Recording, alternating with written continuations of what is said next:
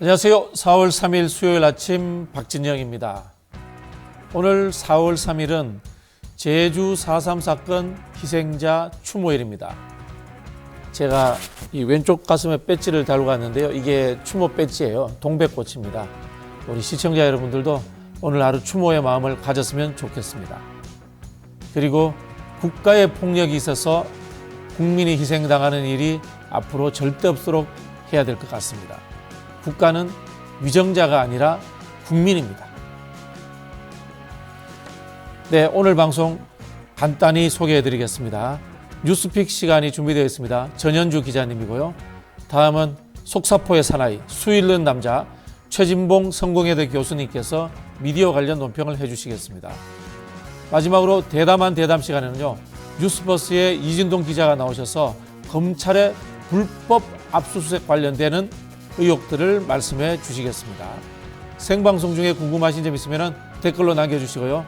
조금 있다가 뉴스 인사이다 본격적으로 시작하겠습니다.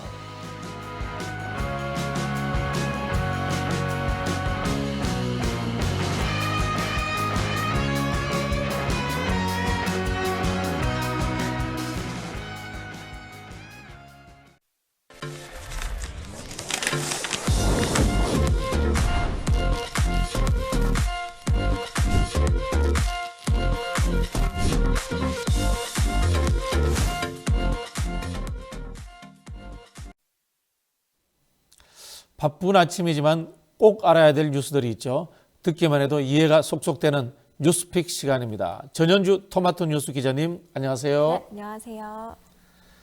네, 윤석열 대통령 담화에 대한 우리 후폭풍을 한번 이야기해 보려고 합니다. 의대 정원 2,000명 늘리겠다. 이거는 뭐 변함이 없었는데요. 그럼에도 불구하고 이제 대통령실에서는 전공의를 만나서 이야기를 한번 듣고 싶다. 이런 이야기를 내놨어요. 네, 맞습니다. 대국민 담화 하루 만에 윤 대통령은 집단행동 당사자인 전공인들을 만나서 직접 얘기를 듣고 싶다는 뜻을 내비쳤습니다.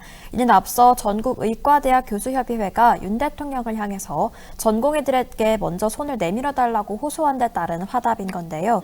조윤정 전의교협 홍보위원장은 대통령께 간곡히 부탁드립니다. 우선 이 젊은이들의 가슴에 맺힌 억울함과 울분을 헤아려 주십시오라고 호소했습니다. 그러면서 동시에 박단 대한전공의협의회 대표를 향해서는 윤 대통령이 초대할 경우 조건 없이 만나달라고 요청했습니다. 정부와 전공의 사이에서 의과대학 교수가 중재자 역할로 자청하고 나선 건데요. 윤 대통령이 대화 의지를 밝힌 데 대해 국민의힘은 대통령의 소통 의지를 재확인했다며 내부 단속에 들어간 모습이었고, 민주당은 면피용 반응은 아닌지 주시하겠다면서 진정성 있는 노력이 필요하다고 비판했습니다. 아직 전공의 쪽 공식적인 입장은 나오지 않은 상태인데요.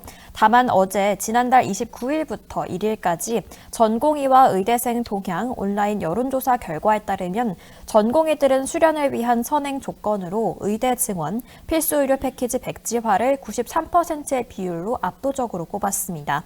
이번에는 윤 대통령과 전공의 간 대화의 물꼬가 트일 수 있을지 주목됩니다. 네, 대통령실에서 대화를 하겠다고 했는데 법원이 이미 기각 판결을 내려버렸어요. 전국 33개 대학의 의대 교수협의회에서 정부의 2,000명 증원에 대해서 취소해달라는 이야기를 했는데 법원에서 가처분 신청을 기각해버렸어요. 네. 그래도 계속 대화는 이루어지나요? 네, 일단 이 내용부터 살펴보겠습니다. 지난달 의대 교수협의회 소속 교수 33명은 의대 정원 확대 정책을 멈춰달라는 집행정지 신청을 냈습니다. 하지만 어제 법원이 그 신청을 각하했습니다. 이 각하는 소송의 요건을 갖추지 못했다고 판단될 때 내리는 결정으로 심리 없이 재판을 끝내는 건데요. 즉 신청인인 의대 교수들이 원고로서의 자격이 없다는 판단을 내린 겁니다. 법원은 의대 정원 확대 정책의 상대방은 대학의 장, 즉 총장이지 교수들이 아니라고 본 건데요. 설령 교수들의 주장이 맞더라도 이는 각 대학이 각자 해결해야 할 문제라고 봤습니다. 또 의사수 증가로 생기는 의사들의 경제적 피해도 법적 고려 대상이 아니라고 강조했습니다. 이병철 전의협 법률 대리인은 이번 판단에 대해서 어느 정도 예상은 했다면서 전공의와 의대생이 낸 추가 소송이 더욱더 중요하다고 밝혔습니다. 의료계 집행정지 신청 중 처음으로 나온 법원 판단이 정부의 손을 들어준 만큼 앞으로의 재판이 어떤 방향으로 흘러갈지도 지켜봐야겠습니다. 네, 의대 교수들이 의사 정원 확대의 당사자가 아니다. 저는 사실 조금 이해가 안 됩니다. 이런 상황 속에서요, 이 의대생들은 완강합니다. 상반기 인턴 수련 임용 등록 마감일이 지났는데요. 정부가 이렇게 계속 복귀하라 제척하고 있습니다만은 예비 전공의들은 꼼짝도 안 하고 있습니다. 현재 임용 등록 비율이 어느 정도 되나요? 네, 올해 인턴 과정을 시작해야 했던 예비 전공의들은 어제까지 임용 등록을 했어야 상반기에 수련을 받을 수 있었는데요. 하지만 전공의들 사이에서는 별다른 복귀 기류가 형성되지 않았습니다. 올해 인턴 과정을 시작하려던 인원 중 약 10%만이 임용 등록을 마쳤습니다. 어제까지 임용 등록을 하지 않았다면 올해 상반기에 인턴으로 수련하는 것은 불가능하고 오는 9월이나 내년 3월이 돼야 수련을 시작할 수 있는데요. 복지부는 처분은 유연하게 하겠지만 임용 등록을 하지 않고 차후 복귀하는 인턴의 상반기 수련은 불가능하다고 못 박았습니다. 전공의 이탈이 계속되면서 대형 병원의 경영난도 극심해지고 있는데요. 서울대병원은 어제부터 비상경영 체제로 운영을 전환했습니다. 본원 기준으로 60여 개 병동 중 10개 병동가량을 폐쇄했고요. 병동 간호사들을 중심으로는 무급휴가 신청을 받고 있습니다. 또 권역응급의료센터에도 빨간불이 켜졌는데요. 진료 제한을 내건 권역응급의료센터는 지난달 첫 주 10곳에서 현재 14곳으로 늘어난 상태입니다. 네, 물가 이야기도 한번 해보겠습니다. 요즘 물가가 많이 올랐죠. 그래서 이 대파 논란이 있었던 거 아니겠습니까? 우리 서민들은 장보기가 두렵다 이런 이야기를 하고 있는데요. 정부가 농산물 가격 안정 작업을 무제한 투입하겠다 뭐 그런 발표를 했습니다. 어떤 내용인가요? 네, 윤석열 대통령은 어제 국무회의 모두 발언에서 농산물 가격 상승세가 3월 하순부터 다소 둔화되고 있지만 아직도 높은 수준이라고 말했습니다. 자세한 윤 대통령의 발언은 직접 듣고 오시죠. 장바구니 물가를 낮추기 위해 1,500억 원 이상의 납품 단가 할인 판매 지원과 같은 특단의 조치를 실시하고 있지만 국민들의 부담이 해소되지 않아 마음이 무겁습니다. 정부는 장바구니 물가가 안정되고 이를 국민들이 체감하실 수 있을 때까지 긴급 농축산물 가격 안정 자금을 무기한으로 투입하고 지원 대상을 확대하겠습니다. 네, 정부의 예산 계획이 있는데 무제한으로 투입한다. 이것도 좀 표현이 그렇네요. 네. 어쨌든 요즘 마트 같은 데서 장보기가 두렵습니다. 과일은 물론 특히 이제 농수산물 값이 많이 올랐어요. 전반적으로 어느 정도 올랐다고 볼 수 있는가요? 네, 어제 소비자 물가 상승률이 발표됐는데요. 소비자 물가 지수는 소비자가 구입하는 상품과 서비스의 가격 변동을 측정하기 위한 지표입니다. 이 지표를 가지고 경기를 판단하는 기초 자료로 활용이 되는 건데요. 전년 대비 3월 소비자 물가 상승률은 3.1% 올랐습니다. 그중에서도 20% 넘게 오른 농산물 값이 문제였는데요. 특히 금사과라고 하죠. 지난 2월에 70%를 넘는 기록적인 상승폭을 보였던 사과는 3월에는 88% 넘게 올랐습니다. 지난 1980년 이후 가장 큰 폭의 상승인데요. 뿐만 아니라 배는 87.8%, 귤 역시 68.4% 올랐습니다. 과일만 오른 게 아닌데요. 토마토와 대파값도 10% 넘게 상승했습니다. 정부가 긴급 물가 안정 자금에만 현재 1,500억을 투입했지만 고물가를 잡기에는 역부족이었는데요. 실제 정부의 긴급 자금 투입 효과에 대해서 공미숙 통계청 경제동향심의관은 농축산물은 열흘마다 세 차례 조사하는데 투입을 했음에도 물가가 올라간 것이라고 말했습니다. 네, 제가 사과의 고장 경북 영천 출신입니다. 요즘은 사과가 위로 와가지고 뭐 중부권에서 하는데 예전에 대구 쪽이 사과가 유명했거든요. 사과 먹고 싶습니다. 비싸서 못 사 먹고 있습니다. 네. 네. 자, 총선 소식도 마지막으로 한번 짚어보겠습니다. 재외국민 투표가 끝이 난 걸로 알고 있습니다. 역대급 투표율이라고 합니다. 어느 정도 투표율이었는지 한번 지켜보시죠. 네. 네, 22대 총선 재외선거 최종 투표율이 62.8%로 역대 최고치를 경신했습니다. 재외선거는 2012년 제19대 총선부터 도입이 됐는데요. 투표율이 60%를 넘긴 건 이번이 처음입니다. 통상적으로 재외 투표율이 높을수록 진보 정당에 유리한데 이번에도 그 흐름이 이어갈지 주목되고 있고요. 또 재외선거 투표율이 최종적으로 높은 투표율로 직결될지도 지켜봐야겠습니다. 네, 오늘 아침에 저하고 관련된 소식이 제법이네요. 제가 이 재외국민 투표법 만들 때 실무자였습니다. 아, 네. 재외국민들의 투표율이 높으면요, 국내에서 투표율도 높아지는 경향이 있습니다. 아마 이번 주 금토에 있는 사전투표율 상당히 높을 거라고 생각을 합니다. 우리 시청자 여러분들도 사전투표부터 많이 참여해 주실 것을 부탁을 드리겠습니다. 전현주 기자님 감사합니다. 네, 고맙습니다. 네. 생방송 댓글 참여 계속해서 부탁을 드리겠습니다. 잠시 후에 최진봉 교수님 모시고 다시 찾아뵙겠습니다.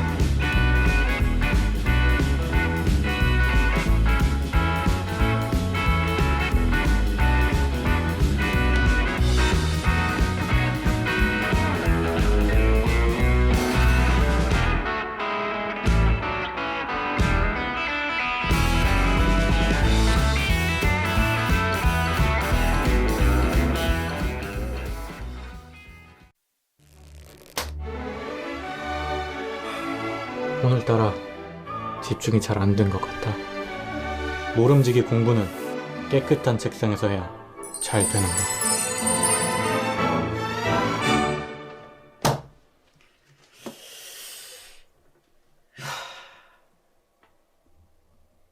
피곤한데 내일 할.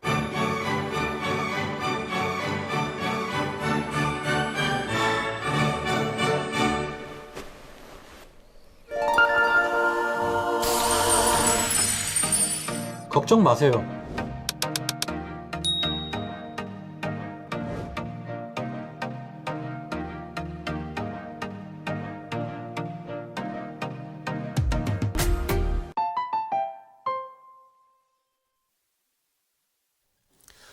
하루도 조용할 날이 없는 정치권과 언론계 소식, 속사포처럼 쏘아붙이는 분이죠. 최진봉 교수님 나오셨습니다. 안녕하십니까.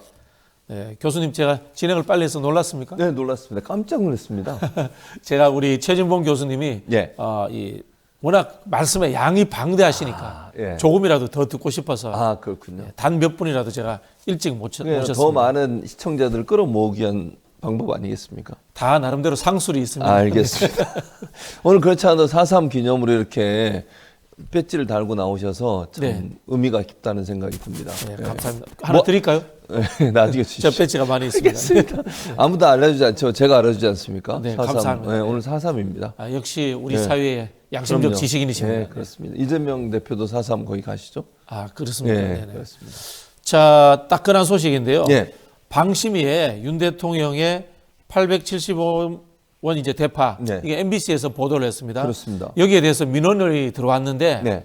이게 알고 보니까 국민의힘에서 민원을 넣었대요. 그러니까요. 그거 한번 이야기해 주시죠. 그러니까 지금 말씀하신 것처럼 대체적으로 지금 정부의 비판적인 기사에 대해서 또는 보도에 대해서 심의를 하는 그 기준으로 삼는 게 뭐냐면 일반적으로 이런 거거든요. 민원이 들어오거나 심의를 해달라고 요청할 경우 그걸 받아가지고 하는 경우가 있고 또는 의원들이 자체적으로 이게 문제가 있다고 생각해서 안건으로 내는 경우가 있는데 지금 이 건 대파 관련해서도 MBC에서 보도를 했는데 MBC를 방심위에서 이걸 심의를 하겠다고 결정을 했는데 그 심의를 요청하는 것이 국민의힘이라는 거잖아요.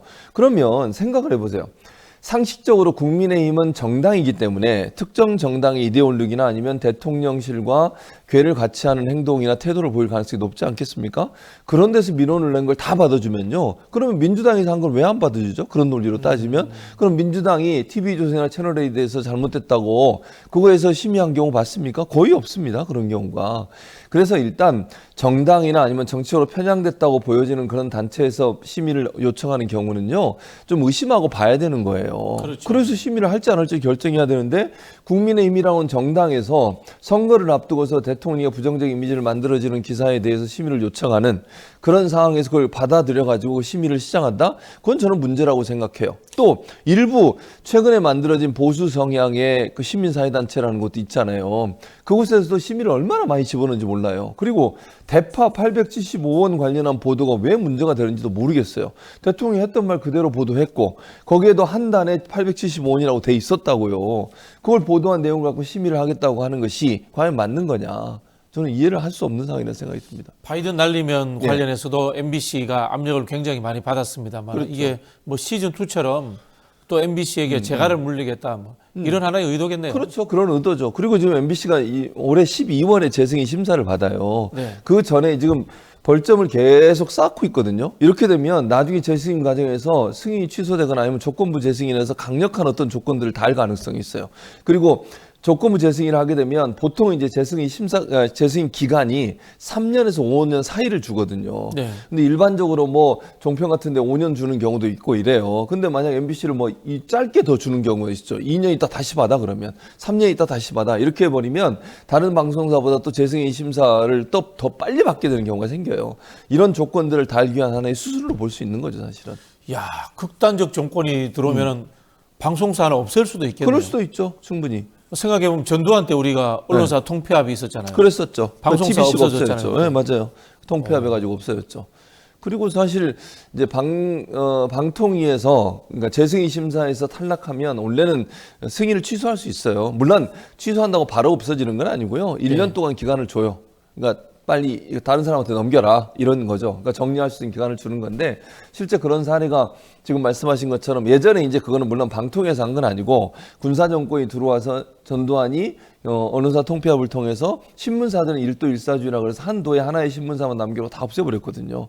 그리고 방송사는 MBC, KBS만 남겨놓고 또 없앴고 그런 과정을 통해서 통폐합을 통해서 관리 가능하게 한 거예요. 언론사가 많아지면 관리가 어렵잖아요. 그러니까 그렇죠. 언론사의 숫자를 줄여서 자기들이 관리를 하려고 했고 실제 방통위 전에가 방송위원회였어요. 네. 예전에 방송통신위원회 전에 방송위원회라고 있었는데 거기서 승인을 취소한 경우는 딱 한 개가 있습니다. ITV 기억나시죠? 경인방송. 네. 네네. 지금 이제 그때는 인천방송이었나? 인천방송이었죠, 네, 그랬었죠. 그때는. 네. 경인방송 죄송합니다. 네, 네. 경인방송 지금도 있고요. 인천방송 ITV가 방송위원회에서 취소를 결정했었어요. 네. 1년 유예기간을 줬는데 1년 동안도 회복이 안 돼가지고 재무구조 이게 너무 안 좋아서 그래서 그걸 인수한 회사가 OBS, 네. 지금 OBS 경인방송이에요. 그러니까 방송사의 승인을 취소하게 되면 1년 정도 유예기간을 두고 1년 안에서 다른 사업자가 인수하도록 하는 과정을 거쳐서 하게 되는데 사실 이제 문재인 정부 때도 TV조선이 이제 여러 가지 점수가 좀 낮아서 재승인 조건이 안 맞았거든요. 그럼에도 계속 조건부 재승인을 했었어요. 그때도 이제 많은 분들이 왜 그럼 승인 취소 안 하냐 이런 얘기가 있었는데 아무튼 문재인 정부 때는 그랬는데 지금 이제 이 윤석열 정부 들어와서 만약에 정말 MBC를 승인을 취소하거나 아니면 예컨대 재승인을 안 해주게 되면 그런 절차를 밟을 위험성도 있는 거죠, 충분히. 교수님 자꾸 문재인 정부 때 그랬는데 이야기를 하시니까 그때 좀 물렁했다 이런 느낌으로 들리네요. 알아서 해석하시기 바라고요. 네. 아니 그러니까 왜냐하면 이게 방송 불패라고 얘기하거든요, 일반적으로. 그렇죠. 만들기만 해놓으면 그러니까, 뭐 어떻게 조건부라도 네. 계속해서 이어가니까. 네. 근데 사실 아까 말씀드렸지만 ITV 같은 경우에는 문을 닫았어요. 물론 규모가 뭐 MBC나 KBS보다는 적은 규모였지만 그런 일이 없었던 것도 아니고 정말 필요하다고 생각해서 국민들이 볼 때 정말 공정하지 않은 보도를 한다고 하면 그거는 뭐 재승인 심사, 재승인 제도를 주는 이유가 그런 거 아니겠습니까? 그 조건부 재승인 계속할 것 같으면 뭐하러 재승인 조건을 둬요? 그럴 그렇죠. 이유가 없잖아요. 그래서 뭐 근데 이제 이런 경우 MBC에 대해서 하는 경우는 이거는 정말 말이 안 되는 경우잖아요. 아니 870원 대파 보도한 게 뭐가 문제? 이게 무슨 편파예요? 아니 없는 얘기를 했습니까? 아니면 과장해서 얘기를 했습니까? 아니 그냥 그 얘기 그대로를 따가지고 윤석열 대통령이 육성 가지고 방송한 내용을 가지고 문제를 삼고 이걸 가지고 심의를 해가지고 벌점을 주고 이런 방식으로 하면요. 바이든 날리면도 마찬가지잖아요. 바이든 그렇죠. 날리면 관해서 법원이 행정법원이 가처분 받아줬잖아요. 잘못됐다고 그거. 그러니까 징계 벌점 아직 하지 마라. 본안 나올 때까지라고 하면서 가처분 신청 받아줬어요. 법원이 볼 때도 이건 너무 무리한 결정이라고 얘기하는 거 아니겠습니까? 그런데 모든 걸 꼬투리 잡아가지고 MBC에 대해서 압박을 가하고 MBC에게 벌점 줘가지고 어떻게 이제 MBC를 겁박하려는 그런 의도가 있는 태도라고밖에 볼 수 없고 이거 대파 관련해서도 그래요. 이걸 국민의힘에서 심의 요청한 걸 받아들여가지고 심의를 시작하고 그걸로 징계를 하려고 시도를 한다는 거는 이거는 정치적 편향성을 노골적으로 보여주는 태도라고 봅니다. 네. 고발 사주 의혹에 이어서 민원 사주 의혹이네요. 이거는. KBS 이야기도 해보겠습니다. 네. KBS 박민 사장이 취임 전에 KBS 만들어졌답니다. 위기는 곧 기회다라는 대외비 문건이 만들어졌는데요. 이게 MBC 스트레이트를 통해서 보도가 됐습니다. 이게 보면요. 단계별로 조직 장악 지침이 들어 있습니다. 우파를 몇 %까지 해야 된다. 뭐 예. 굉장히 구체적이었어요. 그러니까요. 그러니까 이게 사실은 이 문건을 보게 되면 이게 물론 뭐 이게 누가 작성했는지 또는 뭐 이게 직접적으로 영향을 미쳤는지 모르지만 지나온 과정을 보면 이 문건과 너무 닮아 있어요. 그러면 의심을 해볼 수 있는 거 아닙니까? 누가 지금 작성했는지는 모르겠지만 네. 진행되는 과정을 이 그대로 진행되는 걸 그러고 보니까 있어요. 네. 현재 경영을 맡고 있는 쪽에서 예. 했을 듯하다. 그렇죠. 네. 그러니까 예를 들면 제가 볼 때, 그러니까 이거는 그냥 추측이라는 말씀 먼저 전제로 말씀을 드립니다. 뭐 사실관계는 더 확인이 돼야 되고 확인을 해봐야 되겠지만 지금 되는 과정을 보면 박민 사장이 취임해서 그 계획대로 착착 진행이 되고 있어요. 그렇죠. 근데 그렇다고 하면 이제 생각을 해보잖아요. 우리가 의혹을 제기해 보면 박민 사장이 취임하기 전에 이미 박민 사장한테 전달됐을 가능성이 있어요.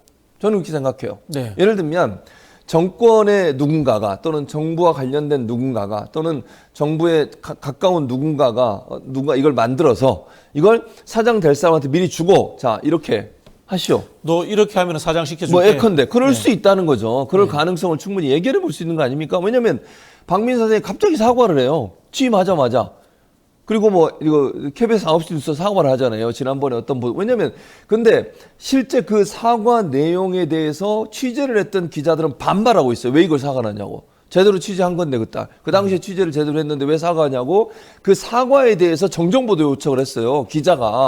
KBS 기자가 KBS 방송의 보도에 대해서 정정보도 요청을 했다니까요. 아니 나는 제대로 잘 취재해서 보도했는데 왜 이걸 사과합니까? 그거 자체가 잘못됐습니다. 사과 방송에 대한 정정보도 해주세요라고 어디죠 거기? 언론중재위원회 정정보도 청구를 했다고요.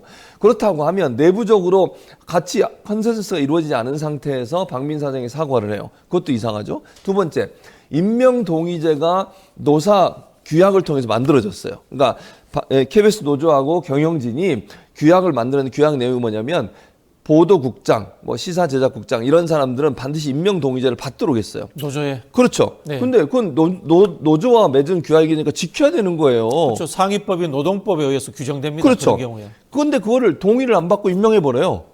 근데 그것도 거기 들어있어, 문건에. 그러면 이 문건의 내용 자체가 실제적으로 실행되고 있구나. 그 실행되고 있다고 하면 다시 처음으로 돌아가서 박민 사장이 임명되기 전부터 이미 이 문건이 작성됐을 가능성이 있고 박민 사장 후보에게 이 문건을 전달하면서 이렇게 하라고 지시했을 가능성이 있고 그걸 받아들여서 박민 사장이 임명된 게 아닌가 이런 의혹이 강하게 드는 거죠. 네. KBS를 장악하기 위해서 박민 사장을 임명했다라는 이 의심이 될 만한 문서가 되는 거죠. 그렇죠. 자, 여기에 대해서 노조가 사실상 공식 문서와 같다라고 보기 때문에 법적 대응도 고려하고 있다고 합니다. 예, 그 중에서 네. 가장 핵심이 되는 부분은 뭐죠? 법적인 저는 부분에서. 법적 부분의 가장 핵심 부분은 방송법 4조 위반이에요. 방송법 위반이다. 네, 방송법 4조 위반은 방송법 4조는 지난번에 이정현 지금 이제 후보로 나와 있죠. 그럼 순천 지역에. 네. 그분이 홍보수석 할 때 처벌받은 그러니까 법적으로 문제가 돼 가지고 본인이 처벌받은 내용이 있어요. 그게 뭐냐? 박근혜 정부 때 그렇죠. 그 방송국에 전화해서 네, 압력을 가한 부분. 기사 관련 외압을 행사했다. 그렇죠. 그런 내용이었죠. 근데 네. 방송법 4조에 보면 어느 누구도 방송사 제작진이나 그다음에 실제 취재를 하는 사람에게 압력을 가하면 안 되게 돼 있습니다. 그게 방송법 4조예요. 근데 그 내용에 일반적으로 우리가 오해를 그러니까 일반인이 모르시는 부분이 뭐냐면 외부에 있는 사람, 예를 들면 대통령실이나 권력을 갖고 있는 사람이나 아니면 정치인들이 압력을 가하면 그게 문제겠지라고 생각하지만요. 그 방송법 내용이 어떻게 되면 4조에 방송사 내부에 사장, 국장 이런 사람도 간섭하면 안 돼요. 아, 경영진이 네. 흔히 하는 데스크, 네, 네. 일선 기자들에게 네, 기사 내용 관련해서 압력을 행사하면 안 되게 돼 있어요. 네. 그러니까 예를 들면 취재 과정이나 제작, 편성 담당, 그러니까 실제 방송을 만들고 편성하는 사람들에게 간부라 하더라도 압력을 가하면 그건 방송법 4조 위반이에요. 이른바 편집권의 독립. 편집권의 독립이죠. 그러니까 이 사안이 만약에 지금 예를 들어서 그 사장이라는 사람이 동의도 없이 사과를 하게 했거나 예컨대 또는 보도국장이나 이런 사람 임명하는 과정에 있어서 노동규약을 어겼거나 이런 경우는 다 법적으로 처벌 가능성이 있는 거죠. 그러니까 박민 사장에서 이 두 가지 사안에 대해서는 노조 입장에서는 문제가 있다라고 법적으로 요청하거나 아니면 고소고발을 할 가능성이 있다고 보여집니다. 네. KBS 측에서는요, 보도한 MBC를 상대로 해서 유감 표명을 했고요, 정정 보도 신청을 하겠다고 했는데요. 이게 정정 보도가 어떤 경우에 가능한지, 그리고 실제로 MBC가 정정 보도 거부해도 되는 건가요? 거부해도 돼요. 그러니까 정정 보도 요청이 들어오면요, 양측을 불러요. 그러니까 양쪽을 부른다. 언론중재위원회라는 곳이 있거든요. 언론중재위원회에서 합의를 유도를 하죠. 그러니까 예를 들면 지금 정정보도 청구를 하는 KBS도 부르고 MBC에서 프로그램 만든 사람도 불러서 서로의 의견을 듣습니다. 중재위원들이 있어요. 중재위원들은 대체적으로 언론학자도 포함되어 있지만 법률가들이 많이 있고요. 변호사, 현직 판사들도 들어가 있고요. 그래서 중재위원회가 형성이 되어 있는데 지금 현재는 9개, 전국에 9개 중재부가 있고요. 그중에 서울에 이제 중재부가 있죠. 이 경우는 서울의 중재부에서 하겠죠. 언론중재위원회 중재부에 9명 정도, 9명에서 12명 정도의 위원들이 있는데 그분들이 모여서 양쪽 의견을 듣습니다. 그리고 거기서 합의가 되면 정정보도를 하는 거예요. 근데 한쪽에서 합의를 안 해주면 정정보도를 안 해요. 왜냐면 예를 들어서 중재를 요청을 해서 모였잖아요. 그러니까 중재를 협상을 해서 중재를 하도록 노력은 해. 다만 거기서 합의가 안 되는 경우는 깨지는 거예요, 그냥. 거기서 또 명령을 내릴 수는 없어요. 하라 마라. 대신 그러고 나면 이제 중재를 요청했는데 중재가 안 받아들여져 가지고 예를 들면 MBC가 거부를 하면 MBC는 안 하겠다, 우리는 정정보도. 왜냐면 우리는 제대로 취재를 했고 원래 있는 문건을 갖고 취재를 해서 보도를 했기 때문에 이거 정정할 내용이 없다라고 얘기를 하게 되면 안 받아들여서 무산이 되잖아요. 그럼 거기서는 끝이에요. 그리고 나서 이제 KBS가 할 수 있는 일은 만약에 원하면 법적 소송을 하는 거죠. 행정소송을 들어간다. 그렇죠. 그래서 행정소송에서 어떤 경우가 나오냐에 따라서 정정보도를 하든 안 하든 그게 결정이 된다고 볼 수 있습니다. 제가 MBC 담당 기자라면은 KBS 쪽에서 정정 보도 요청 들어오고 소송도 하면 좋을 것 같아요. 네, 그럼요. 후속 기사를 계속 이어갈 수 있잖아요. 그렇죠. 거기에 대해서 계속 후속 보도를 할 수 있는 거죠. 네. MBC도 이런 과거의 경험이 있습니다. 이명박 정부 시절이죠. 네. 그 당시에 국정원에서 MBC 장악 문건을 만든 적이 있습니다. 네. 그 당시에 이명박 정부의 홍보수석이 이동관 수석이었죠. 네, 그랬죠. 네, 그때하고 한번 비교를 해주시면요. 거의 비슷한 내용이 많아요. 그러니까 크게 다른 내용은 없는데 가장 이제 눈에 띄는 지점이 뭐냐면 노영 방송이라는 표현을 많이 써요. 노영 방송. 무슨 뜻인지 아시겠어요? 박지정. 노영 방송? 네. 노조. 아. 노조의 노자예요. 노조가 장악하고 방송을 운영한다는 거야. 저 노영희가 장악했다는 줄 알고 깜짝 놀랐습니다.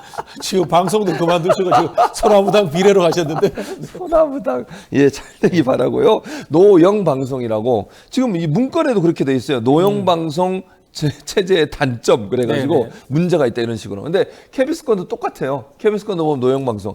근데 저는 도저히 이해가 안 되네. 아니 노조가 운영했다는 거예요. 노조가 뭘 운영한 거죠 대체? 노조가 개입을 했어요? 노조가 개입을 했는데 그렇게 노조원들이 탄압당하고 일어나요? 그러니까 이게 사실은 이런 이미지를 가지고 노조가 방송국을 장악해서 본인들이 원하는 대로 방송을 이끌어가고 정부에 막 비판하고 이런다고 얘기를 하는 건데 그 자체가 저는 잘못됐다고 보여지고요. 그러면서 뭐라고 얘기하냐면 편파적인 진행자들을 다 정리하게 해요. 그 문건에 보면. 그러니까 예를 들면 그들이 말하는 편파적이라는 말은 반대되는, 예를 들면 진보적 성향이나 이런 사람들. 이번에 누구야? 박지훈 잘렸잖아요. 네네. 박지훈 변호사 잘렸잖아요. 이런 거예요. 예를 들면. YTN에서 지금. 네. 예. 그 전에 뭐 KBS 같은 경우에 박민상 들어와서 어떻게 최경영 기자 잘렸죠? 주진우 전 기자도 잘렸죠? 이런 사람들이 다 사퇴를 하게 만들잖아요. 물러나게 만들고 이런 것들이 결국은 이 문건 안에 포함이 돼 있어요.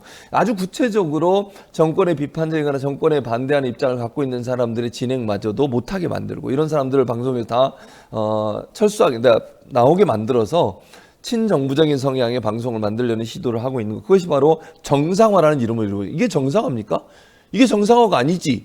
정부의 신여로 만들겠다. 그런 거죠. 그러니까 결국은 정상적으로 운영되는 방송사에 들어와서 마치 무슨 그런 거잖아요. 점령군이 들어와서 점령하고 나서 자기들 마음대로 모든 걸 만드는 것과 똑같이 방송국 자체, 즉 공영방송을 점령군 형태로 들어와서 자기들이 원하는 형태의 방송으로 만들려는 태도, 이런 태도가 결국 문제라고 보여지는 겁니다. 네. 그 이명박 정부 때 문건 같은 경우에는 이명박 정부가 끝나자마자 네. 바로 이제 세상에 드러났습니다. 그리고 이제 그 당시에 이제 국정원 직원을 통해서 문건 작성을 이렇게 왔다 갔다 한 분이 그렇죠. 이동관 씨였죠. 그죠? 그렇죠. 이동관 씨가 그 근데 당시에. 윤석열 정부 들어와 가지고 네. 방통위원장. 방통위원장으로 다시 네, 왔습니다. 네. 그러니까요. 그러면은 이명박 정부 때 있었던 방송 장악 의도가 윤석열 정부에 완벽하게 부활했다. 이렇게 볼 수 있는 그렇게 건가요? 보이죠. 아니, 그러니까 반대로 얘기하면 이런 거예요. 윤석열 대통령 입장에서는 이동관이라는 사람을 당시에 이제 홍보수석이었나요? 그런 사람을 다시 임명했다고 하는 건 예전에 MB 때 했던 방식을 하고 싶은 거잖아요.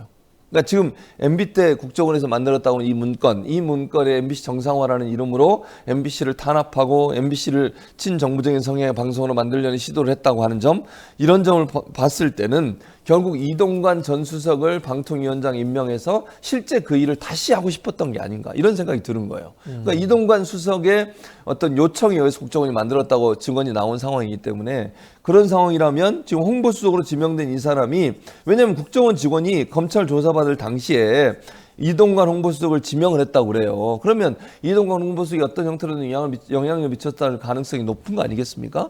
그런 사람을 굳이 찾아서 방통위원장으로 임명했을 때는, 지금 물론 물러났습니다만, 그렇게 MBC를 또는 공영방송을 장악하려는 시도와 의도를 가지고서 했다고밖에 볼 수 없는 거 아니겠어요? 네. 그리고 이동관 전 수석이 방통위원장 됐다고 하는 것 자체가 윤석열 정부가 예전에 MB 정권에 만들었던, 이 국정원이 만들었던 MBC 정상화 문건과 같은 그런 형태의 언론 장악을 하려는 의도와 시도를 했다라고 볼 수밖에 없는 거죠.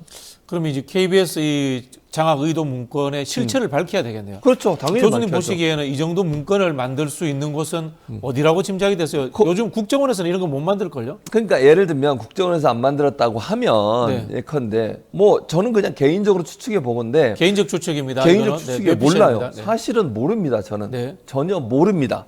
그러나 이 정도의 문건을 만들 수 있는 곳은 대통령실이나 아니면 국정원이 아니라고 하면, 언론 관계 일을 하는 거. 그렇죠. 뭐 방통이나 아니면 뭐 이런 데서 만들었을 가능성이 있죠. 네. 뭐 확인되지 않아서 모르겠어요. 어디서 만들었는지는. 결국은 이제 그런 논란이 가능성. 됐기 때문에 수사에 들어갈 수밖에 없겠네요. 수사에 들어가야 되는데 검찰이 제대로 할지 모르겠어요. 네. 저는 그게 좀 의문이라는 생각이 드는데, 당시에도 예를 들면 MBC 정상화 문건도 나중에 발견된 거잖아요. 물론 그렇죠. 이거는 지금 MBC에서 보도를 해가지고 논란이 됐으니까 저는 당연히 수사를 해야 된다고 봐요. 왜냐하면 아까도 말씀드렸지만 정면으로 방송법을 위반하고 있기 때문에 법률 위반 사항이고, 그거는 처벌의 대상이 될 수밖에 없는 거 아니겠습니까? 근데 그럼 이제 검찰이나 경찰이 과연 적극적으로 나서서 할 거냐? 저는 그건 좀 의문이고, 제가 볼 때 MBC 같은 경우는 MBC 노조나 이런 데서, 언론 노조나 이런 데서 고소고발해야 한다고 보거든요. 예. 이 문건 작성자를 찾아서, 누군지 모르지만 성명 불상의 작성자를 수사 의뢰를 찾아서 해야 되겠네요, 수사 의뢰를 일단. 해야 된다. 그래야만 수사가 진행되지 않겠죠. 알아서, 제가 볼 때 이런 게 나왔어도 알아서 하지 않을 거예요. 근데 그러면 결국 고소고발할 수밖에 없는 거잖아요. 그렇게 네. 하는 게 맞다고 봅니다. 생각을 해보니까요. 그 당시 이명박 정부 때 MBC 장악 문건 수사했던 사람이 윤석열 검사예요. 윤석열 검사고 수사 대상자가 이동관 수석이고, 그런데 이 사람들이 윤석열 정부 들어서서 다시 뭉친 거네요. 잘 알아서 그런 거 아닐까요? 수사해보면 잘 봤겠지. 아, 이런 게 있었구나. 네. 그 당시에는 이제 수사를 했지만 많이 배운 거지, 거기서. 아, 요렇게 하면 또 이렇게 이렇게 하면 되겠구나. 잘 장악할 수 있겠구나. 그러면 뭐 검사가 생각이 듭니다. 피의자한테 배웁니까? 뭐 모르겠어요. 아니 지금까지 보세요. 윤석열 대통령이나 한동훈 비대위원장 자기들이 수사했던 사람들 다 풀어주고 다 그 사면해주고 그래가지고 또 국회의원 나오고 이러잖아요. 그렇죠. 그 군인 누구야? 갑자기 이름 생각나는데 댓글사 김관진 또 MBC 장군도 사장했던 그렇고, 김장겸 네, 김장겸도 출마했잖아요. 그렇고, 뭐 하는 거예요 지금? 야, 이 재밌네. 잘하는 사람을 데리고 와서 쓰는 것이 아니고 그 당시에 범법에 의혹이 있었던 사람들을 데리고 와서 무엇을 배웠을까? 아니 수사하면서 봤겠지. 요렇게도 하는구나. 네. 그러면 여기 해야겠네라는 생각이 들면 그 생각이 들지 않겠어요? 만약에 수사했던 사람 입장에서 이렇게도 할 수 있구나라는 걸 이제 수사하면서 알았어. 그럼 이제 자기가 이제 그렇게 해야 되는 상황이야. 네. 그럼 어떻게 되지? 그 사람 부르겠지. 네. 참. 자, 이런 상황에서요. KBS에 그치지 않고 YTN으로도 방송 장악 의도가 옮아가고 있습니다. 1일, 4월 1일입니다. YTN의 김백 사장을 신임 대표이사로 공표를 했습니다. 이분이 과거에 이때도 또 이명박 정부 때네. 그렇죠. 보니까 정부 때. YTN 해직 사태의 핵심 인물입니다. 상무였어요 그 당시에. 예, 이분이 어떤 사람이에요? 말씀하신 그대로예요. 그러니까 해직 YTN이 그 당시에 이제 그 노조에서 엄청나게 반발했거든요. MB 정권 들어서고 난 사장을 임명했는데 친정부적인 성향의 사장을 임명을 한 거예요. 그래서 사장 출근 저지 투쟁을 했고요. 네. 사장 물러나라고 계속 노조에서 집회를 했었죠. 농성을 하고. 그 가운데 주도자라고 얘기해야 되겠죠. 그 당시에 노조의 집행부나 이런 사람들을 다 해직을 시켜버렸어요. 기억나는 게 노종면 위원장 기억납니다. 네. 이번에 네. 이제 출마를 했죠. YTN 노조위원장. 그렇죠. YTN 노조위원장. 그래서 그 당시에 이 김백이라는 분은 지금 사장이죠. 이번에 임명된 사장은 당시에 상무로 근무를 하면서 그 일에 일정 부분 주도 역할을 했다고 하는 게 노조, YTN 노조의 주장이에요. 그러니까 YTN 노조에서 봤을 때 그렇게 YTN의 노조를 탄압하고 노조의 집행부 이런 사람들을 해직하는 과정에 있어서 주도 역할을 했던 분 중에 한 사람이 김백 당시 상무였다. 그런데 이런 사람을 어떻게 임명할 수 있냐? 이 말은 결국 노조에 대해서 탄압을 하겠다는 거 아니냐 이런 얘기를 하고 있는데 실제로 저 사장 취임식에서 노조가 현장에서 막 항의를 했어요. 물러나라고. 김백 사장에 대해서 물러나라고 얘기했더니 뭐라 그랬냐면 소란을 일으키니까 쫓아내라고. 이래가지고 노조 있는 사람들을 이제 거기 있는 경비 하시는 분들 있잖아요. 이런 분들이 이제 데리고 나가는 그런 경우들이 있었거든요. 그러니까 결국은 김백 사장이, 그러니까 지금의 사장이고 예전에 상무였던 분이 했던 일은 YTN 노조를 탄압했던 MB 정부의 YTN 어떤 사장, 이 사람들과 함께 노조원들을 탄압하고 그다음에 노조원들 해직 과정에 영향을 미쳤다라고 하는 게 YTN 노조의 주장이죠. 네. 김백 사장, 예. 박민 사장 느낌이 좀 비슷하. 이름이 한자구나. 한자. 이름이 한자구나. 그렇군요. 네, 이분들이 취임하면서 예. 했던 행태도 비슷해요. 이분도 노조 때문에 YTN이 문제가 있다. 뭐 이런 발언을 했다고 하죠. 네. 그렇죠. 그리고 또 하나는 사과를 했어요. 사과를 왜 이렇게 하는지 모르겠어. 기존의 방송에 대해서 사과를 했어요. 그거는 이제 기존 방송을 어쨌든 없애버리겠다. 뭉개버리겠다 이런 뜻이네요. 그렇기도 하고 제가 볼 때는 이 정권의 비판적인 기사 자체가 잘못됐다고 인정을 하는 꼴이잖아요. 그 말은 네. 뭐냐면 그 기사가 잘못됐다는 말은 정권을 옹호적인 얘기를 하는 거예요. 예를 들어볼까요? 어제 1일 날 그 YTN에서는 취임식에서 첫 번째 과제로 공정성과 공공성 회복을 통한 정도 언론의 구현으로 제시를 했는데 그러면서 김건희 여사에 대해서 줄리 보도를 한 거 있었잖아요. 예전에 네. 의혹 보도가 있었잖아요. YTN에서. YTN은 2022년 대선을 전후해 뉴스의 공정성과 공공성을 지키지 못하면서 편파 왜곡 방송이라는 비판에서 벗어날 수 없었다. 대통령 후보 부인에 대한 일방적인 주장을 아무런 검증 없이 2차례나 보도하며 그 정점을 찍었다라고 얘기했어요. 이게 잘못된 보도입니까? 아니죠. 당연히 해야 되는 당연히 보도죠. 언론이 권력을 감시해야죠. 그게 기본인 거죠. 당연하죠. 검증 보도예요. 검증 보도. 네. 그리고 그 당시에 기억하시죠? YTN에 천곡이 출연한 적도 있었어요. 대선 때 실제 출연했었어요. 그 하얀 옷 입고. 네. 기억나시죠? 네네. 그러니까 그런 보도에 대해서 우리가 잘못했어요. 그때 잘못된 보도예요. 이건 편파 보도예요. 왜곡 보도예요. 이런 얘기를 하는 거예요. 아니 그 당시에 그 논란과 그 의혹이 완전히 풀어진 것도 아니잖아요. 그리고 안혜옥 씨는 지금도 그렇게 주장하고 계세요. 그분은 아직 모르잖아요. 재판이 진행되고 있는 상황이고 사실인지 아닌지 아무도 몰라요. 지금 모르는 상태에서 그게 잘못됐다고 일방적으로 얘기하는 게 과연 맞는지도 모르겠고요. 또는 뭐라고 그러면서 또 취임사에서 이렇게 얘기했어요. YTN이 창사 이래 쌓아온 가치와 처참하게 무너져 내리는 순간이었다. 저는 밖에서 YTN을 바라보면서 참담함과 안타까움을 금할 수 없었다. 이것이 공영방송 에서 민영방송으로 바뀐 이유가 아닌지 자문해 보라 그랬어요. 그러니까 공영방송에서 민영방송, 이번에 이제 민영화 됐잖아요. 그래서 이 사람이 사장이 됐거든요. 이렇게 된 이유가 김건희 여사에 대한 비판적 보도를 했기 때문이다, 이런 거잖아요. 그러면 이걸 제 입장에서 한번 설명해 볼게요. 그러면 민영방송화한 이유가 정권이 언론을 장악하게 한 방법이었습니까? 정권의 비판적인 언론의 목소리를 줄이려고, 정권의 비판적인 언론의 목소리를 차단시키려고 민영화시킨 거 아니에요? 그러면 이런 논리로 따지면 그렇죠. 반대편에서 보면 네. 이런 얘기를 어떻게 할 수 있는지 모르겠어요. 대국민 사과를 왜 하는 거예요, 대체? 아니, 그때 당시에 기자들이 정말 열심히 뛰어서 취재하고 기사화한 내용에 대해서 기자들의 동의도 받지 않고 거기에 대한 명백한 잘못된 보도라고 하는 증거도 없는 상태에서 일방적으로 자기가 나서가지고 사과를 하고 그걸 뭐 잘못됐다고 얘기한다? 이거는요, YTN 구성원들이나 기자들한테 엄청난 모멸감을 주는 거라고 저는 생각합니다. 김백 YTN 사장이 취임하고요. 바로 변화가 있었습니다. YTN 아침 뉴스 프로죠. 뉴스킹. 예. 박지훈 앵커가 진행하던 프로가 잘렸죠. 극우 유튜버로 사회자가 바뀌었습니다. 참 기가 찹니다. 우리 박지훈 변호사가 네. 저보다 서울말은 살짝 부족하지만 부족하죠. 사실 방송계의 블루칩 아닙니까? 그렇죠. 네. 참 기가 찹니다. 네. 네. 자, 언론 전반적인 이야기를 또 한번 보겠습니다. 예. 지금 오히려 보수 언론이 예. 국민의힘을 걱정해 주는 듯한 사설을 계속 내고 있습니다. 그렇죠. 윤석열 대통령에 대해서도 뭐 약간이긴 합니다만 비판적인 목소리도 나오고 있어요. 맞아요. 왜 그런가요, 지금? 아무래도 이제 분위기 자체가 뭐 이제 언론들이 취재해 보면 알잖아요. 뭐 분위기가 정권 심판론이 너무 강하게 불고 있어요. 지금 바람이 불어가지고 그 바람을 막을 수가 없어요. 뭘 아무리 뭘 해도 안 되는 상황이에요, 지금. 그러다 보니까 결국 이제 보수 언론들 입장에서는 이제 우려가 되는 거잖아요. 이래가지고 총선에서 만약에 진짜 더불어민주당을 포함한 야권이 뭐 200석 정도를 갖는다고 하면 그건 진짜 엄청난 파란이거든요. 그리고 정권 후반기에 이제 네임덕이 강하게 올 수밖에 없어요. 그걸 우려한다고 저는 보거든요.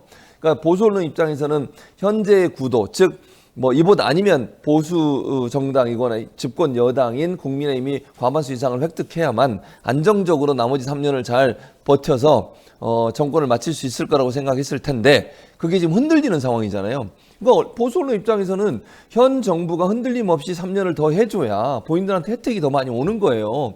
그런 상황이잖아요. 보수 언론 입장에서는 여러 가지 혜택이 있습니다. 보수 정권이 들어서고 나서 예컨대 정부 광고를 뭐 집행하는 그렇죠. 과정이라든지 제도를 풀어줘서 더 많은 이익을 얻게 한다든지 그게 걱정이 되는 거예요. 자기들 입장에서는. 정권 걱정보다는 자기 걱정이에요. 제가 볼 때는 언론사 입장에서는 보수 정권이 계속 잘 유지되길 바라는 것이고 그래야 본인들이 얻는 이익이 더 많아져요.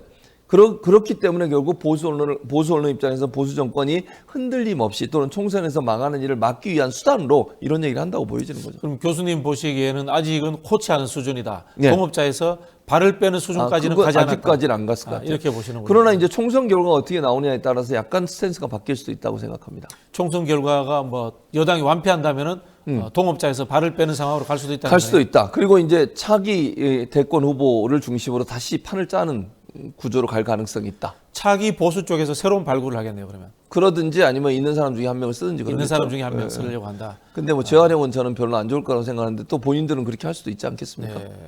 그런 인물 중에 하나가 한동훈인가요? 지금 한동훈 비대위원장이 네. 말이 거칠어졌어요. 예. 여기에 대해서 보수 언론들도 비판적인 목소리를 내고 있습니다. 그렇죠. 아무래도 이제 한동훈 비대위원장 입장에서는 너무 이제 오늘은 또 입장이 바뀌었는데 어제는 그런 얘기도 했잖아요. 내가 100일밖에 안 됐는데 왜 내가 책임을 져야 됩니까? 어제는 그전인가 참 그저께.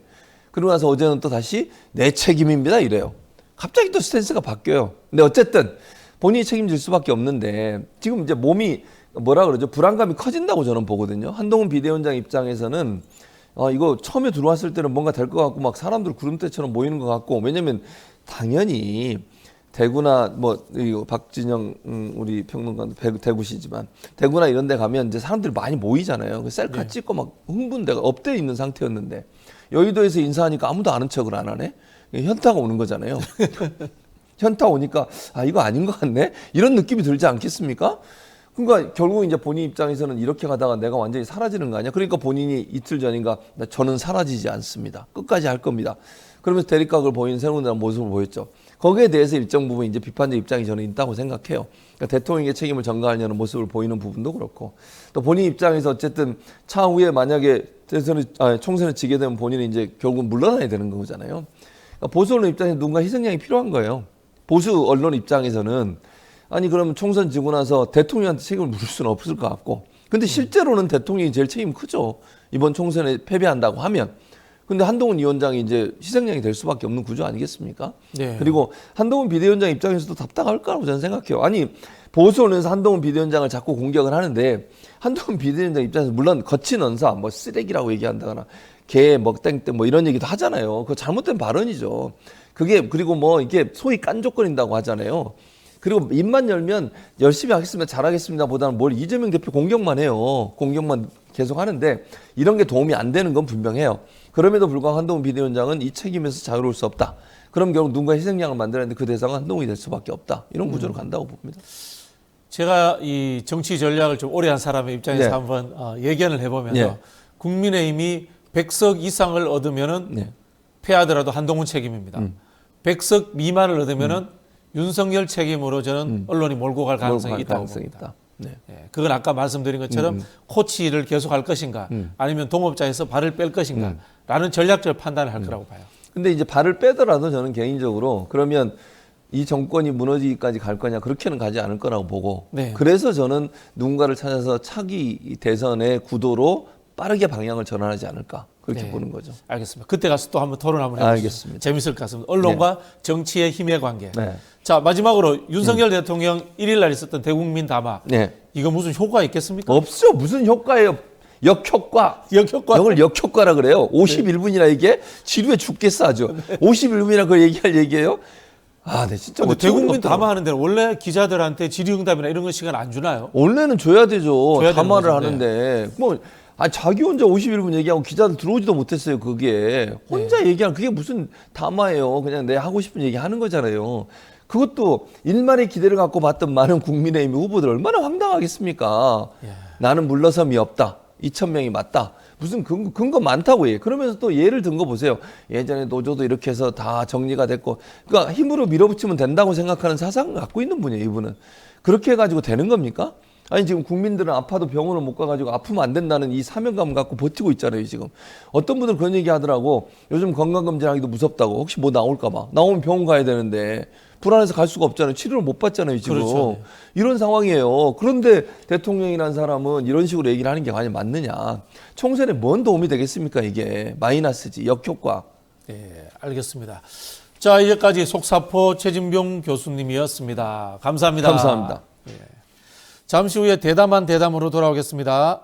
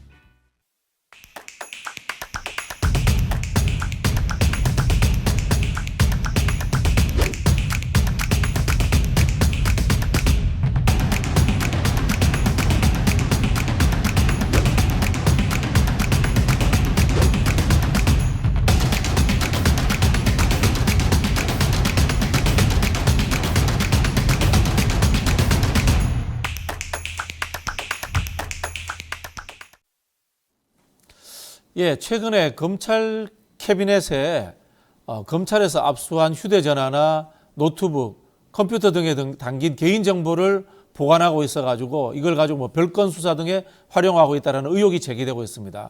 의혹을 제기한 분은 당사자예요. 이진동 뉴스버스 기자님 모셨습니다. 안녕하세요. 네, 안녕하세요. 네, 그 검찰의 불법 압수수색 의혹을 제기하게 된 과정을 하나씩 짚어봤으면 좋겠는데요. 네. 보통 이제 휴대전화를 압수수색을 하고 나면은 이 보통 키워드를 주잖아요. 영장 범위에. 네. 그것만 하고 이렇게 돌려주게 돼 있는 거 아닌가요? 근데 이번에 보면은 휴대폰을 돌려주는데 좀 더 기다리라 뭐 이렇게 하고 다양한 이 휴대폰에 있는 내용들이 빠져나가서 검찰이 이른바 캐비넷에 보관하는 것이 아니냐 이런 의혹이 나왔거든요. 네, 맞습니다. 근데 이게 의혹이 아니고 네. 사실입니다. 본인 입장에서는 사실이시죠? 네네. 아니, 의혹이 아니고 왜냐하면 네. 실제 공문서가 존재를 하지 않습니까? 공문서가, 네네네. 공문서가 존재를 하고 대검 자체도 이걸 했다라는 걸 부인하지는 않아요. 아, 규정이 있다라고 했으니까. 아니 부인하지 않잖아요. 네네. 전체 정보를 저장했다. 다만 우리는 예규했다라고 예규에 적법 의해서 절차에 했다. 의해서 했다. 이런 주장이기 때문에 네. 이건 팩트라고 보시면 됩니다. 의혹이 아니고요. 근데 이제 사찰이냐 아니냐 이건 평가의 문제잖아요. 네네. 네, 그 부분에서는 뭐 불법 사찰 의혹을 제기해도 되지만 휴대전화 전체 정보를 법관이 허락하지 않는 휴대전화 정보 전체를 저장했다. 이건 네. 팩트라는 거죠. 아, 네. 네, 네. 근데 본인이 그거 당하신 거죠, 지금. 그렇죠. 그러니까 당했다라기보다 제가 목격했다라기보다 공문서를 제시를 했잖아요. 실제 네. 저장을 했고 그거를 저희 기사로서 이제 입증을 다 했고요. 그래서 다만 이제 이게 민간인 사찰이라고 저는 이제 그렇게 평가를 하는 거고 보고 있는데 거기에 대해서는 이제 검찰은 뭐 반박을 하는 거죠. 네. 적법 절차에 따라서 하는 거다. 이런 거고 과정은 이렇습니다. 그날 이 휴대전화를 압수하면 압수를 할 때 전체를 다 압수하는 게 아니에요. 법관이 발부한 영장은 사건과 관련된 정보만 압수를 하게 네. 돼 있어요. 근데 이 사건과 관련성을 어떻게 따지냐면 이제 가서 이 정보 하나하나를 보고 선별을 하지 않습니까? 그래서 관련성 있는 걸 이제 검사가 추출을 해냅니다. 하나씩. 그걸 이제 포렌식 과정이라고 그러는데 그걸 거쳐서 이제 선별이 됩니다. 선별이 되면 그걸 압수하는 거예요. 압수됐다 그래서 정보 하나하나에 대해서 그래서 목록을 교부해 주거든요. 목록을 교부해 주고 그다음에 나머지 정보는 보는 앞에서 삭제 폐기를 합니다. 네네. 우리가 삭제 폐기했다. 그리고 삭제 폐기 확인서를 줘요. 네네. 그러면 당사자 입장에서는 사건과 관련이 있는 정보만 가져가고 영장에도 그렇게 돼 있으니까요. 가져가고 나머지는 삭제했구나 이렇게 생각할 거 아닙니까? 그래서 삭제 폐기 확인서에 사인을 하죠. 사인을 하는데 그렇게 되면 절차가 끝난 걸로 생각을 하는데 실제로는 그 뒤에 검사 지휘서를 가지고 뒤에서 나머지 전체 휴대전화 전체 정보를 몰래 업로드를 한다는 거죠. 지금까지 그 사실을 안 사람이 한 명도 없었어요. 네네. 그러니까 이의 제기가 없었죠. 근데 왜 그러냐면 검사들은 당사자 몰래가 아니라 그러는데 제가 보기엔 몰래 하는 거예요. 왜냐하면 삭제 폐기 기서를 준 것 자체가 네. 그렇게 믿게 하는 거잖아요. 그러니까 변호사도 제2패에 있었고 다른 그 앞에 사건들 얼마나 많은 압수수색이 있었습니까? 다 모르고 지나갔다라는 거는 바로 그거거든요. 삭제 폐기 확인서를 주기 때문에 법조인들 입장에서는 검찰이 설마 그렇게까지야 이런 생각을 못 하잖아요. 그런데 실제로 그 뒤에서 수사지휘서에 이제 체크를 해서 검사가 전체 정보를 대검 서버에 업로드해라. 그 이제 일반인들은 잘 몰랐는데 이 사건으로 인해서 알게 됐죠. 대검 서버 이름이 디넷이라는 걸. 네네. 디넷에 저장해라. 이렇게 한다라는 거죠. 그 체크를 하면 이제 다 한꺼번에 올라가죠. 저 같은 경우는 휴대폰에 들어가 있는 정보가 48.8기가였는데 네. 그게 고스란히 대검에 다 업로드가 된 거죠. 그걸 이제 제가 업로드 된 것까지 확인해서 그거를 촬영해서 이제 기사화를 했던 것이죠. 네. 쉽게 설명을 하면 그렇습니다. 이게 수사가 아니라는 예를 들게요. 제 친구가 제 컴퓨터에 영화가 하나 들어있는데 제가 있는데 여기에서 그 영화 하나 다운받아 갈게요. 이렇게 해놓고는 컴퓨터에 있는 모든 자료를 다 갖고 왔다. 네, 이렇게 맞습니다. 생각을 하시면 네. 되는 겁니다. 네, 근데 그게 예규에 있다라고 또 이야기를 하는 거죠. 그죠? 그러니까 이제 잘 아시지 않습니까? 그러니까 정치 이렇게 전략도 하시고 하니까 잘 아시잖아요. 예규라는 거는 네. 법 체계상 제일 하위에 그렇죠, 있는 거잖아요. 그렇죠. 예, 예. 그런데 법관의 영장을 예규로 무시할 수가 없는 거잖아요. 그렇죠. 그러니까 예규 자체가 불법인 거예요. 위법이고. 그렇죠. 예규를 네네. 만든 것 자체가 문제인 네네. 거죠. 우리가 이제 법률, 명령, 조례 뭐 네. 이렇게 이야기하는데 그 다음에 이제 얘기죠. 기관장의 명으로서 내규를 만듭니다. 네. 내규는 법률보다 아래에 있는데 네. 금방 말씀하신 것처럼 이 핸드폰을 압수수색할 때는 법률에 의해서 법원에 의해서 발부된 거지 않습니까? 네. 근데 이 예규가 그것을 하면은 안 되는 건데 법률보다 확대돼서 자료를 갖고 갔다. 이런 법률 위반이 되는 거죠. 네. 그리고 더더군다나 헌법 12조를 보면 법관이 발부한 영장을 제시하고 압수수색을 하게 돼 있거든요. 그렇죠. 그러니까 네. 압수수색 자체가 법관의 영장에 의하지 않고는 안 된다라는 거잖아요. 그게 헌법 12조 규정이고, 그리고 그 휴대전화 전체가 털리면 사생활, 모든 게다 사생활 정보, 털리죠. 민감 정보 다 털리는 거잖아요. 네. 헌법 17조에 사생활의 자유와 권리를 침해받지 않는다. 이게 규정이 헌법 규정이거든요. 그래서 바로 이런 게 이제 헌법 기본권 침해 범죄라고 이렇게 볼 수 있다고 생각합니다. 네. 네. 이렇게 이제 업로드한 자료들을 가지고 가서 검찰의 디지털 캐비넷, 디넷입니다. 여기에 저장된다. 이렇게 이제 우리가 알고 있는 거죠. 네. 그런데 그러면 이게 영화에 나오는 뭐 영화 더킹에 나오는 예, 이 캐비넷이 예. 디지털로 존재하는 그런 개념이네요. 지금 현재 그렇게 봐도 무방할 정도가 된 거죠. 왜 그러냐면 이 이제 제가 이걸 취재를 하는 과정에서 그럼 이걸 보관까지 했단 말이에요. 네. 저장하고 보관했다는 거는 활용을 전제로 하잖아요. 써먹기 위해서란 말이에요. 그렇죠. 써먹지도 않을 거 보관해야 될 이유는 없죠. 바로 그겁니다. 네. 그래서 그러면 과거에부터 쭉 돼 왔으면 써먹은 사례가 있을 것 같다라고 생각을 해서 찾아낸 게 이제 아까 저희 기사로 썼습니다만은 이재용 삼성전자 회장의 불법 승계 혐의 사건에서 네네네네. 그 재판에 과거에 2016년 국정농단 사건 때 압수했던 휴대폰 정보를 갖다가 저장해놨다가 그걸 다시 빼가지고 재판부에 제출했죠. 그걸. 증거로 제출한 거예요. 네. 그러니까 증거로 제출하기 전에는 어떻게 됐냐? 이 수사팀이 저 수사팀에 넘겨준 거예요. 네. 그러면 그거에 그 소위 말하면 디지털 캐비넷에서 꺼내 와가지고 그렇죠. 넘겨준 거 아닙니까? 그렇죠. 네, 바로 이 사례가 하나 있었고 또 이거 뭐 국민의힘 의원 일이긴 하지만은 윤상현 의원이 공직선거법 위반으로 2020년도에 수사를 받을 때가 있었어요. 근데 별건 다른 사건으로 사건 관계자가 휴대폰을 압수당했네. 그 휴대폰 정보에 보니까 윤상현 사건에 쓸만한 정보가 있는 거예요. 네. 그래서 그게 있다는 걸 대검 서버에 휴대폰 전체가 저장돼 있다는 걸 확인하고 대검 서버를 압수수색을 해서 그 정보를 빼와가지고 윤상현 의원 사건에 쓴 겁니다. 그렇게 보면은 디지털 캐비넷이라고 볼 수 있는 거잖아요. 우리가 지금 확인한 사례만 이 두 가지인데 확인되지 않은 사례도 많다라는 거죠. 그래서 영장 업무를 했던 판사들은 대검의 디지털 포렌식 센터를 압수수색 장소로 해서 들어오는 압수수색 영장은 태반이 그런 비슷한 사건일 거다, 비슷한 사례일 거다 이렇게 얘기를 하고 있습니다. 네.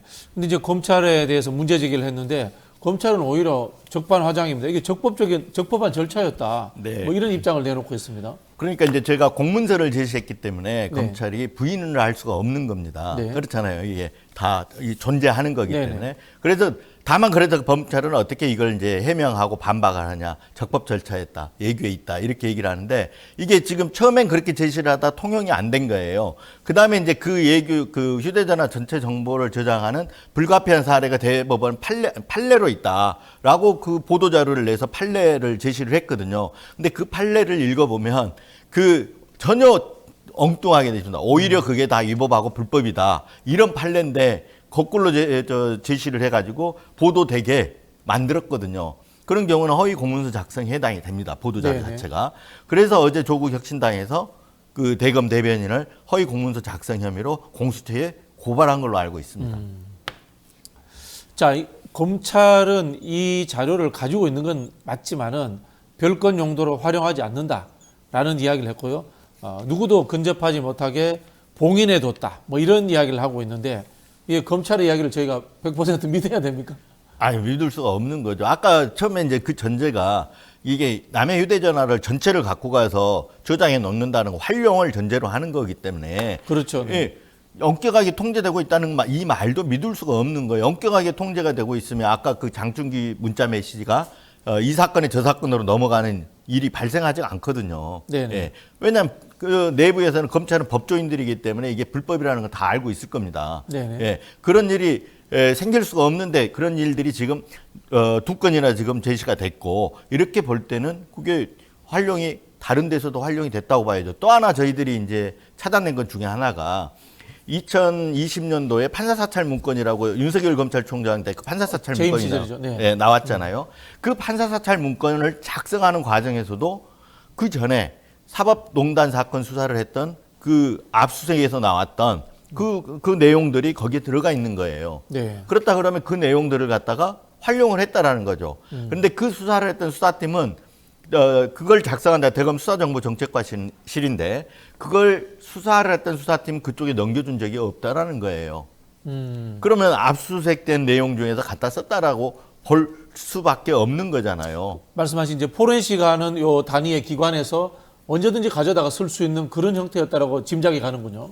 나름대로는 자기들 내부적으로 뭐 결제 절차도 있고 뭐 이렇게 있겠죠. 네, 네. 있을 텐데 필요에 의해서 검찰총장이 뭐 지시하면은 검찰총장은 막강한 권한을 갖고 있지 않습니까? 인사권 내부의 네, 검사들. 그래서 그렇기 때문에 이게 어디에 어떤 용도로 활용돼 있는지는 지금 알 수가 없다는 거죠. 그걸 확인하기 위해서 국정조사도 필요하고 실제 아까 불법적으로 이용된 부분이 있지 않습니까? 이 부분에 대해서는 실정법 위반이기 때문에 수사도 필요하고 그런 사안이라는 거죠. 네. 자, 여기에서 윤석열 대통령이 자유로울 수 없다는 생각이 드는데요. 왜냐하면요, 이 검사들이 이런 행위를 하면서 내부의 예규 이야기를 들었습니다. 예규가 있기 때문에 해도 된다. 저희는 이 예규가 법률 위반이다라고 이야기를 하는데 이 예규가 언제 만들어진 겁니까? 네. 그러니까 저희가 이제 아까 제가 처음에 얘기했던 검사가 그 체크하는 항목 네네. 전체적으로 해서 그 휴대전화 전체 정보를 저장할 수 있도록 체크하는 항목 이 서식이 만들어진 거는 2021년 1월 1일이거든요. 2021년 1월. 네, 윤석열 대통령이 검찰총장에서 막 퇴임하기 전이죠. 퇴임하기 전에는. 네, 네네. 그때 만들어졌다라고 하면 아까 말씀했지만 예규라는 거, 내부 지침이라는 건 검찰총장의 정권 사항입니다. 결재 사항입니다. 네. 검찰총장의 허락 없이 이거 만들어줄 수 없어요. 예규가.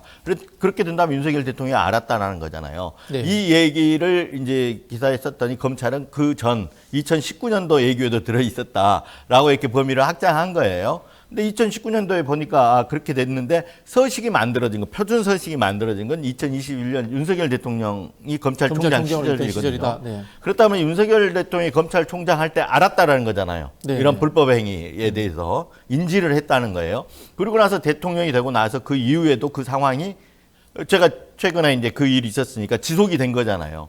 그럼 불법 행위에서 알고 있었고 대통령으로서도 충분히 인지하는 상태였단 말이에요. 그렇기 때문에 윤석열 대통령이 어떤 사법 리스크가 될 수 있다고 봅니다. 예. 네. 그리고 더더군다나 이게 헌법적으로 이렇게 반헌법적인 그렇죠. 일이고 개인의 정보권 문제인데. 예, 기본권 침해 기본권 문제이기 침해죠. 때문에 네. 어떻게 보면 탄핵 사유, 뭐 탄핵 사유가 된다고 또 탄핵이 다 되는 건 아니지만 탄핵 사유도 될 수 있다 이렇게 보고 있습니다. 네, 헌법 개정 이야기할 때마다 요즘은 제일 많이 나오는 것이 개인의 정보권입니다. 우리 사회 자체가 정보화되었기 때문에 가장 민감한 개인의 기본권에 해당되는 부분인 것 같아요.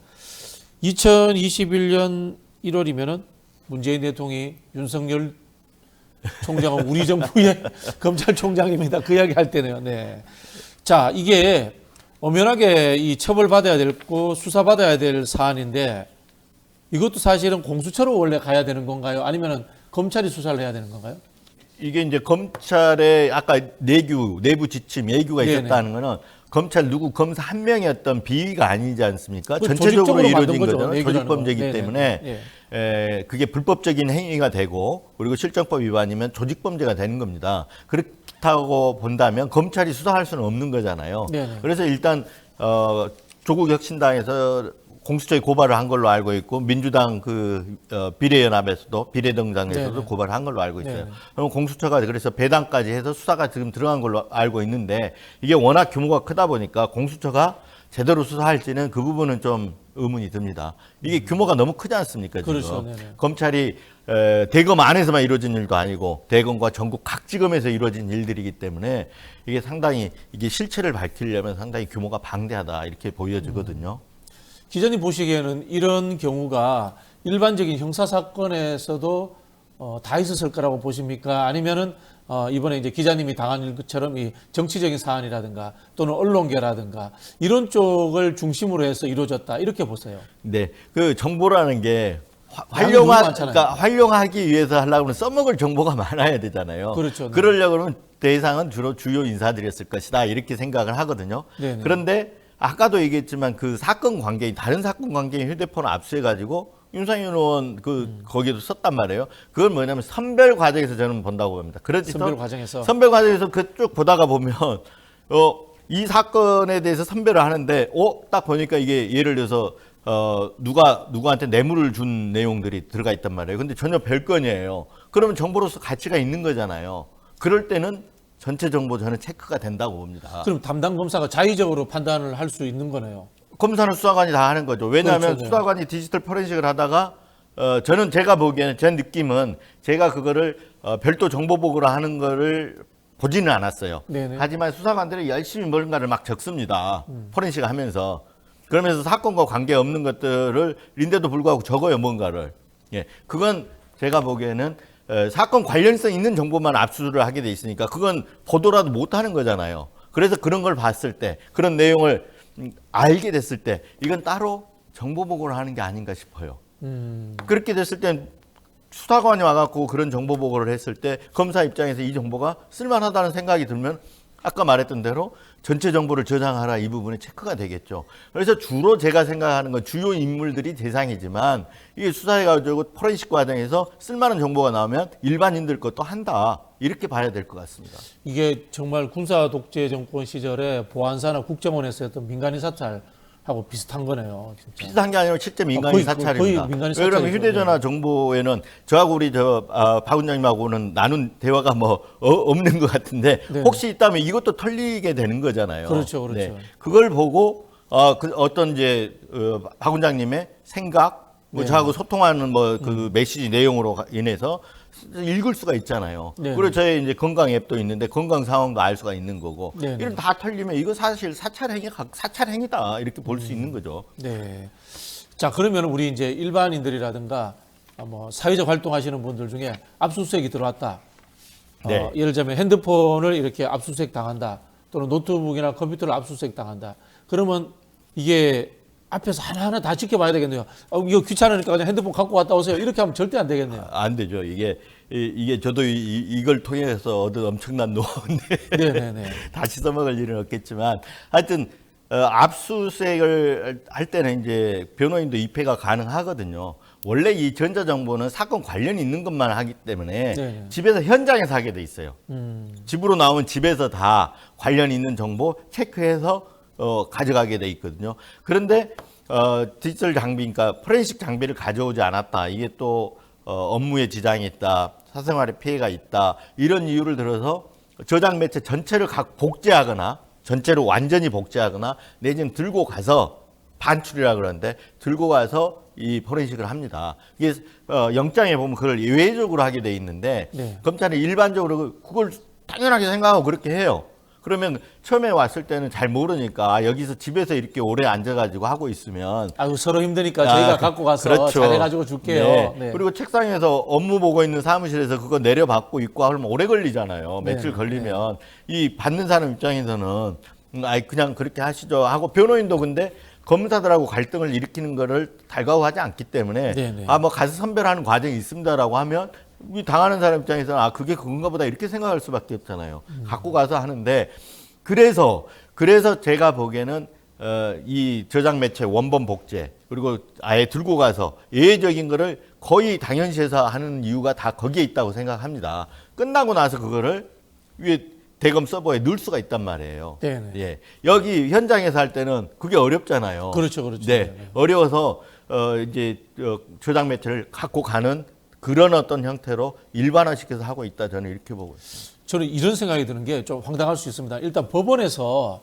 이 영장 발부될 때 정말 더 꼼꼼하게 구체적으로 해야 되지 않겠느냐라는 생각도 들고요. 한편으로 이 포렌식 하면서 현장에 가지고 오는 이 기계가 있을 거 아닙니까? 기계의 키워드만 딱 입력된 부분만 들어갈 수 있도록 하는 어떤 이런 이 장치가 필요하지 않나. 기술적 장치가 필요하다. 이런 생각도 좀 드네요. 네, 맞습니다. 그러니까 법원이 영장을 발부를 할 때 이렇게 나옵니다. 사건과 직접적인 관련성이 있는 정보 네. 이렇게 나옵니다. 압수 대상이. 그 관련성이라는 게 그게 애매한데 좀. 애매하잖아요. 네네네. 그래서 이제 그 포렌식 과정에서는 그 수사기관 측과 이게 당사자가 싸우는 경우가 그런 거 옥신각신하는 경우가 그거예요. 이건 관련이 있다고 보는데 이건 저희는 없다고 보잖아요. 그런 경우 그거 판단 누가 하냐? 수사기관이 마음대로 하는 거예요. 우리가 이렇게 수사하는데 그 판단은 우리가 합니다 하면 끝이에요. 그래서 법원이 이제 이 영장을 내줄 때는 저는 키워드를 구체적으로 아주 구체적으로 해야 된다고 봅니다. 네. 검사가 키워드를 넣어서 영장을 신청을 하고 판사는 거기에 대해서 제외할 거 제외하고 너무 광범위하다면 그 키워드 제외하고 해서 영장을 발부를 해줘야 된다고 생각합니다. 그리고 실제로 포렌식이 이루어지는 과정에서 키워드를 갖고 검색을 해요. 근데 그 키워드가 들어갔다고 해서 다 사건 관련성이 있는 건 아니거든요. 그렇죠. 그렇잖아요. 예를 들어서 검찰이다. 그럼 검찰이 너무 일반적인 단어잖아요. 그렇죠. 네. 그렇기 때문에 또 키워드 검색을 해서 나온 정보를 갖고도 또 선별하는 절차가 필요합니다. 그래서 그런 하나의 법관 영장을 발부할 때 좀 더 구체적으로 명확하게 해놓으면 그런 어떤 그 수사권 남용이라든가 이런 게 좀 압수수색 남용이라든가 이런 게 덜하지 않겠느냐 이렇게 생각합니다. 네. 검찰 법원 쪽에는 우리 이진동 기자님이 최고이신 것 같아요. 아닙니다. 네. 네, 저는. 최근에 뭐 또 다른 취재건 같은 건 없으세요? 열심히 이제 다 여러 가지 다 취재를 하고 있는데 우선은 검찰이 이제 이 민간 인사찰 이 부분이 이제 폭풍 전야 같은 거예요. 네네. 뭐 조국 대표도 뭐 엊그저께 그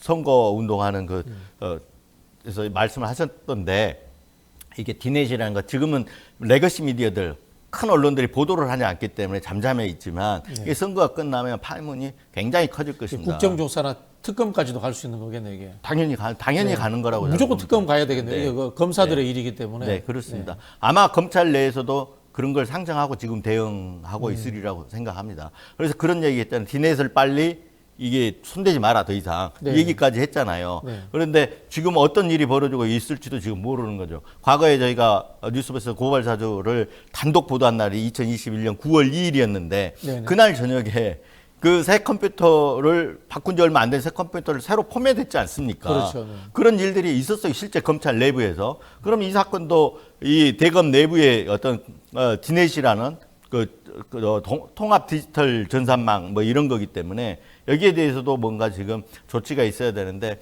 다른 수사기관들이 움직이지 않기 때문에 그 내부에서 어떤 일이 일어나고 있는지를 알 수가 없죠. 참. 이 집단들이 참 크레 물린입니다. 자, 우리 이진동 기자님하고는 여기에서 인사 나누겠습니다. 앞으로도 맹활약 기대하겠습니다. 감사합니다. 감사합니다. 네. 감사합니다. 자, 지금까지 뉴스인사이다 1부였습니다. 곧 이어서 2부 뉴스인사 프라임이 진행됩니다. 뉴스인사 프라임은 더 은밀한 이야기, 더 깊이 있는 이야기입니다. 어디 가지 마시고요. 다시 여러분들과 함께 만나 뵙도록 하겠습니다.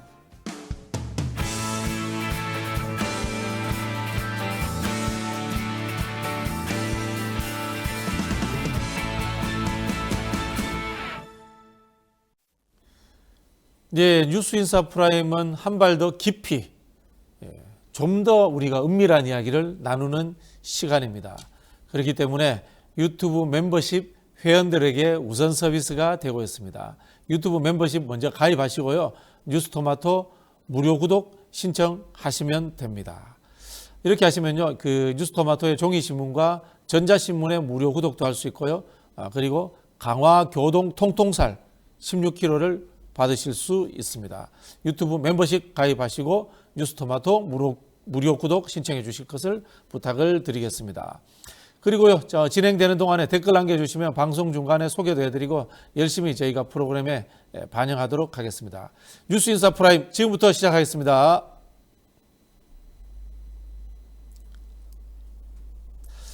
자, 뉴스인사 프라임 빅데이터를 통해서 총선을 전망하는 빅데이터 2024 시간입니다. 박혜성 타임브릿지, 티브릿지 대표님 나와주셨습니다. 안녕하세요. 네.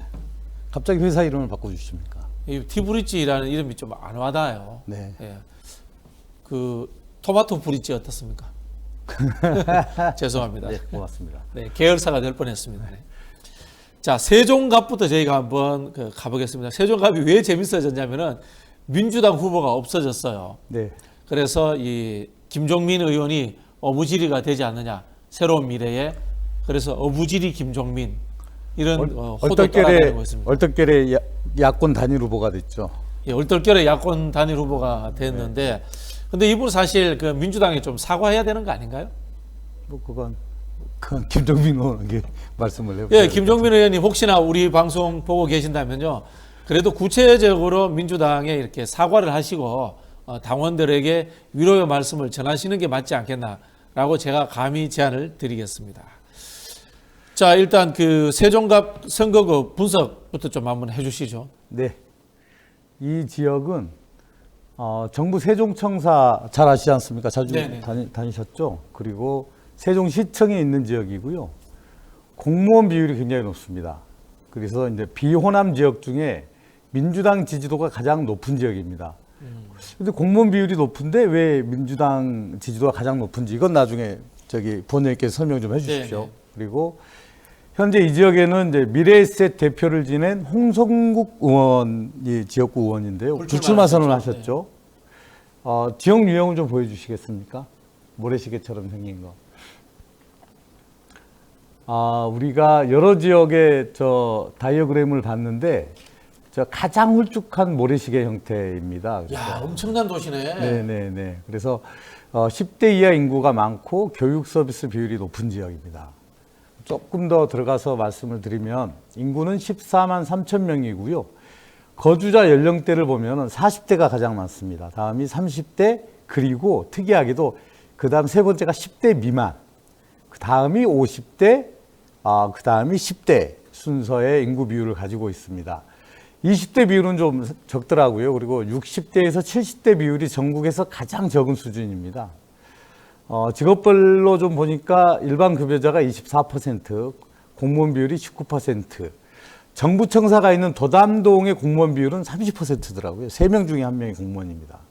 그리고 키즈맘, 초등학생 키즈맘 비율이 22%, 고등학생 키즈맘 비율이 25%, 교육에 굉장히 관심이 많은 도시라고도 볼 수 있겠습니다. 이 지역의 평균 소득을 보니까 377만 원입니다. 공무원들은 얼마나 버나 또 한번 살펴봤거든요. 그랬더니 공무원 평균 소득은 495만 원. 꽤 높은 수준이더만요.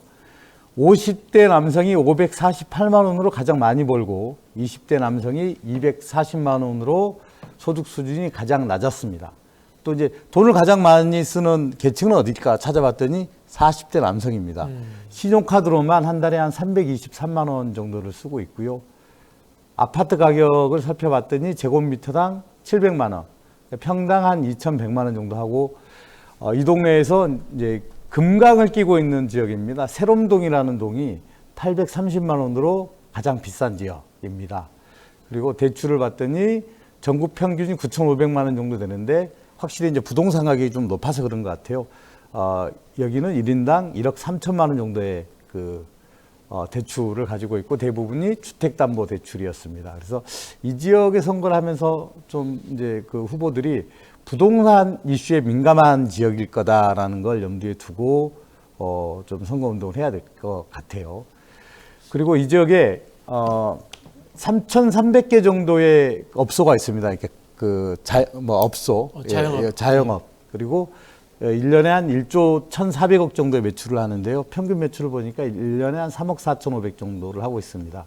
앞서 인구 구성 비율에서 학생들 비율이 높다고 했지 않습니까? 그래서 좀 다른 지역에 비해서 약간 특성화 업소 이런 것들을 찾아봤더니 입시학원이 상대적으로 좀 많았고요. 두 번째가 예체능 학원, 세 번째가 유아교육시설이 다른 지역에 비해서 많은 것으로 나타났습니다. 그리고 요일별 소비 비중도 찾아봤더니 화요일 날 돈을 가장 많이 쓰고 일요일 날은 돈을 별로 쓰지 않더라라는 게 데이터로 나타났습니다. 저는 이 모래시계형 이 인구 구조와 그다음 소득 구조를 보니까요. 네.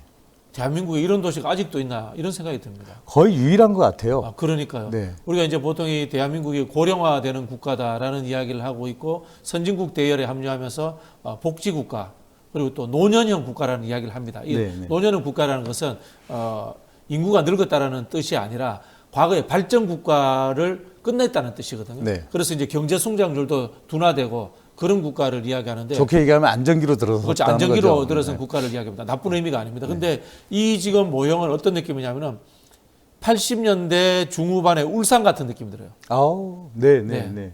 그런 것 같으네요. 네. 야, 엄청난 공업시설들이 모델입니다. 들어서고, 이거. 네. 80년대, 90년대, 사실은 2000년대 초반까지 울산광역시가 전국에서 제일 잘 살았어요. 네. 지금은 그것도 서울에 뺏겼습니다만 그 당시에 대기업들이 막 공장을 많이 짓고 해서 잘 살던 막 성장하던 울산 같은 그런 느낌이 들어요 지금.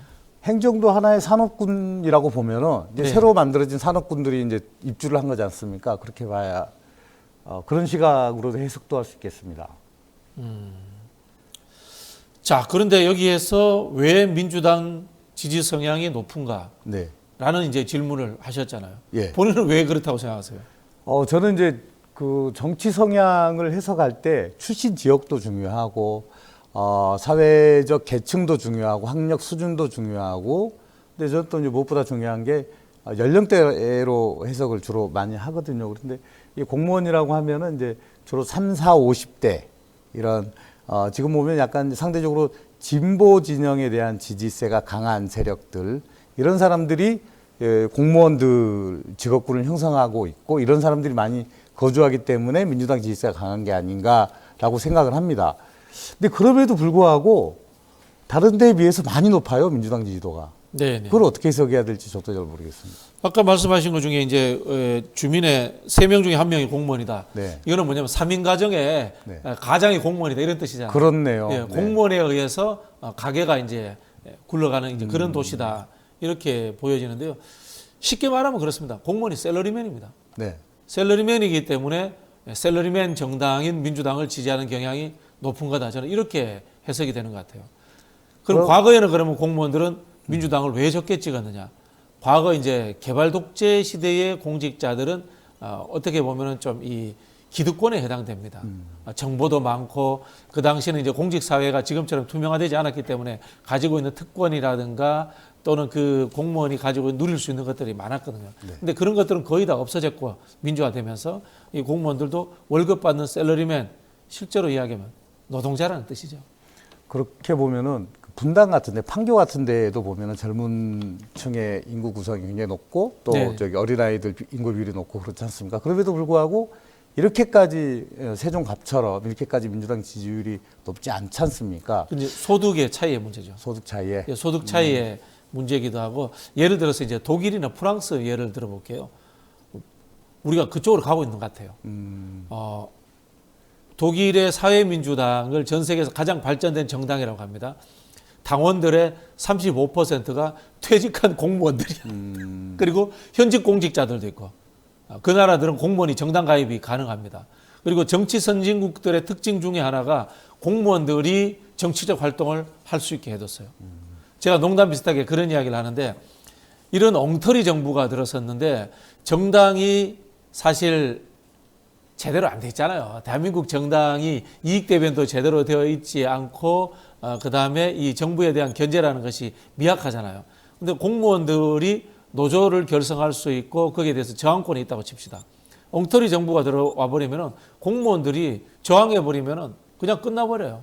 그러니까 여기가 이제 문재인 정부 때는 문재인 정부에 대한 지지도가 더 높았고, 네네. 윤석열 정부에 들어서는 야당에 대한 지지도가 높았고, 그냥 젊은 공무원들이 민주당을 좋아하는 거 아닙니까? 뭐 그렇죠. 네. 예. 아까 말씀드린 것처럼 셀러리맨 의식과 합리적 판단 기준 그리고 국가가 어떻게 운영되어야 되는지 알기 때문에 네. 예, 그런 성향이 있는 거죠. 네. 네. 자, 지금 민주당 후보가 빠졌어요. 네. 그래서 이제 국민의힘 유재화 후보, 그다음에 새로운민의 김종민 후보 딱 양자 대결입니다. 네. 지금 흐름이 어떻습니까?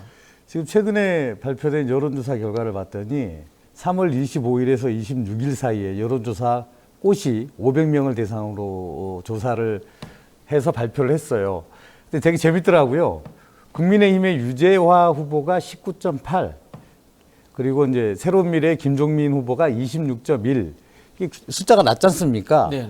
투표할 인물이 없다가 부동층이 엄청나게 44.6. 많네요. 잘 모르겠다 9.5. 그러니까 과반 이상이 지금 표심을 정하지를 못하고 있는 겁니다. 그리고 민주당 지지층에서 보니까 37.4%만 김종민 후보에게 투표하겠다고 대답을 했고 54.3%는 투표할 인물이 없다고 응답을 했다고 합니다. 그러니까 얼떨결에 야권 단일 후보가 됐는데 민주당 지지자들의 마음을 얻는 데는 아직은 이게 좀 시간이 좀 더 필요할 것 같습니다. 김종민 후보가 길 가다가 지갑 주었네. 뭐 이게 아니네요. 현재까지는. 아직까지 지갑을 그렇죠. 보긴 했는데 아직 줍지는 못했네요. 지갑을 열어봤는데 그렇죠. 아직 거기에 이제 바꾸지 못한 수표가 들어있는 거죠. 당자 수표가 들어있다고 봐야죠. 그러면은 투표율이 어느 정도 되어야지만이 김종민 후보가 당선 가능성이 있나요? 저는 이제 워낙 여기는 뭐 민주당 쪽에 표가 좋은 곳이라, 그러니까 민주당 후보를 지지하지 않겠다라고 해서 국민의힘 후보를 지지하지는 않는단 말입니다. 투표하러 안 나오나요? 투표하러 안 나올 가능성이 높은 거죠. 근데 저는 그래도 투표율이 뭐 그래도 공무원들이라서 저는 이제 이게 참정의 의무 이런 것들을 공무원들이 져버릴 거라고 생각지는 않습니다. 그래서 다른 지역에 비해서 그래서 많이 투표율이 떨어질 것 같지는 않은데 뭐 50% 이상만 되면은 투표율 50% 이상만 되면은 김종민 의원이 당선되는 데는 뭐 큰 문제가 없으리라고 예상은 해볼 수 있겠습니다. 만약에 민주당 지지층들이 투표하러 나와가지고 자기 이름 쓰고 가고 이러면 어떻게 돼요? 그럴 수도 있겠죠. 그렇게 되면 진짜 새로운 미래는 정말 여러 가지 또 정치적 고려를 해봐야 되겠죠. 근데 예를 들자면은 지금 김종민 의원이 당적을 바꿀 수는 없어요. 그렇죠. 안 되죠. 당적을 바꾸면 후보에서 탈락되지 않습니까? 네. 탈락되는 상황인데 김종민 후보가 지금 할 수 있는 일은 뭐가 있을까요? 저는 뭐 지금 열심히 민주당 지지자들의 마음을 달래면서 가야지. 뭐 예를 들면은 저는 이제 김종민 의원이 탈당을 해서 새로운 미래를 창당하는 과정이 있지 않습니까? 뭔가 이제 본인도 정치인으로서 그리고 주요한 정치인이었지 않습니까? 주요한 네. 정치인으로서 뭔가 정책 철학이 있었을 거고 국민들에게 하고 싶은 얘기가 있었을 텐데 당장 국회의원 국회의원 배지가 하나 더 지금 필요하다고 해서 자기의 정치적 이런 과거 행보를 다 없었던 것처럼 이렇게 엎어버리고 뭐 예를 들어 뭐 민주당에 다시 들어가겠다 뭐 이런 식으로 지나치게 나오는 건 오히려 저는 좋은 모습은 아닌 것 같다는 생각이 듭니다. 대한민국 정치인이 다 그런 분들 아니에요, 솔직히? 그렇지만 그렇지 않겠다고 탈당까지 감행한 분이지 않습니까? 책임을 져야죠, 거기에 대해서는. 거기에 합당한 행보를 해야죠. 우리 모두가 그냥 배지만 향해서 가는 사회다 그러면 얼마나 불행한 사회입니까? 저는 대한민국 국회의원들 다 그런 것 같은데. 안 그런 사람도 있을 거예요. 그럼 우리 이제 김종민 의원 한번 지켜봐야 되겠네요. 지켜봐야죠.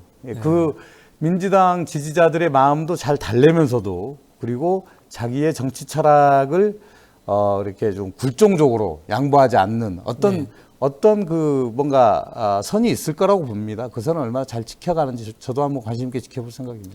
저는 김종민 의원이 과거 민주당을 탈당하는 과정에서 보였던 모습은 그냥 반 이재명이었다고 봐요.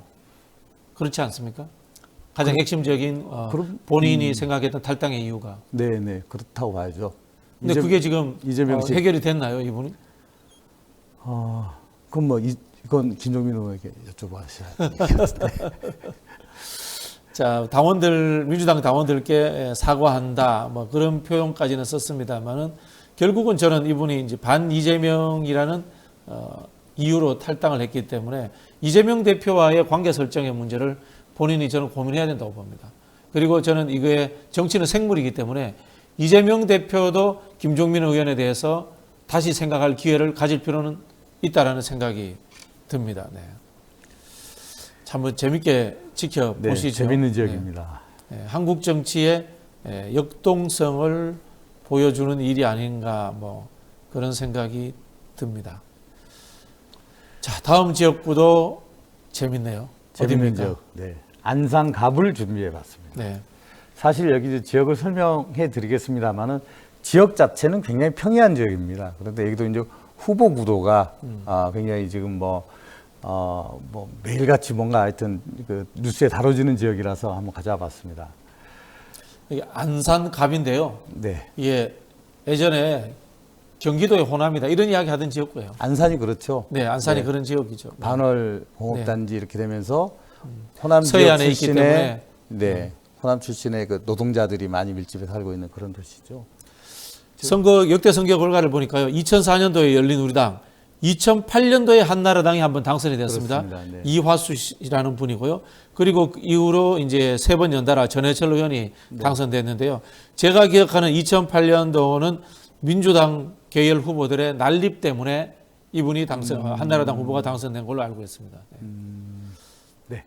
이 지역을 보면은 여기 다이어그램 한번 띄워주시면은 평균 인구와 소득 수준을 가진 중산층 밀집 지역이다라고 볼 수 있고 인구가 좀 많습니다. 20만. 그리고 연령대별로 보면은 50대가 가장 많고 40대, 20대, 30대 순서입니다.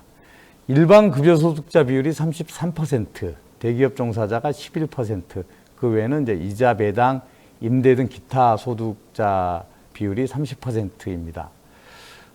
평균 소득은 313만 원 정도입니다. 아마 경기도 평균하고 비슷할 겁니다. 그 중에서 사이동이 350만 원으로 소득 수준이 가장 높았습니다.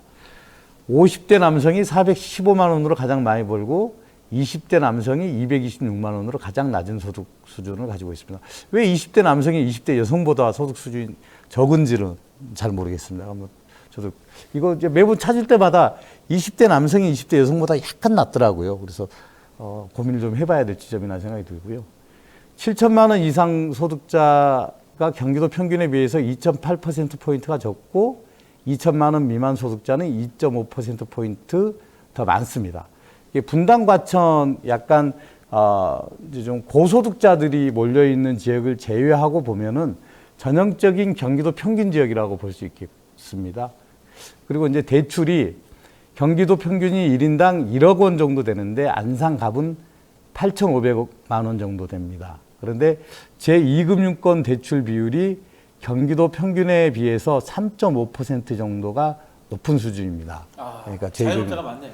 네네, 자영업자가 많고 그리고 담보를 제공할 만한 게 별로 없다는 거죠.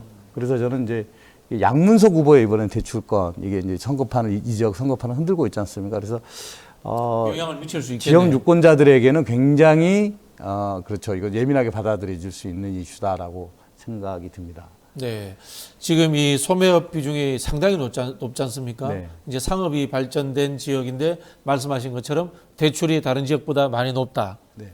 아, 그러니까 이분들 같은 경우에는 뭐 당장 그 제2금융권에서 1금융권으로 올라가기 위해서 뭐 필요한 이런 몇 천만 원 이런 자금들이 아쉬운 분들인데 그냥 딸 명의로 뭐 11억 원씩 이렇게 큰 돈을 대출 받았다. 그리고 그 아파트가 또 강남이잖아요. 그러면 네. 상대적 박탈감을 충분히 받을 수 있는 그런 이슈죠. 굉장히 안 좋은 이슈죠.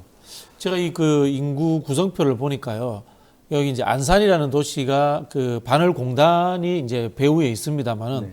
이 지역은 공단 근로자들보다 호남 원적 자영업자들의 민주당 지지에 의해서 국회의원이 판별되는 그런 상황으로 왔던 것 같아요. 네, 네. 어떻습니까? 저 동의합니다. 네. 그 이제 그 원적자들이 실제로 인구는 많네요, 제법. 인구가 20만 정도 되죠. 네네네. 야. 그러면은 이 양문석 후보가 또 호남 연고자는 아니란 말이에요. 네.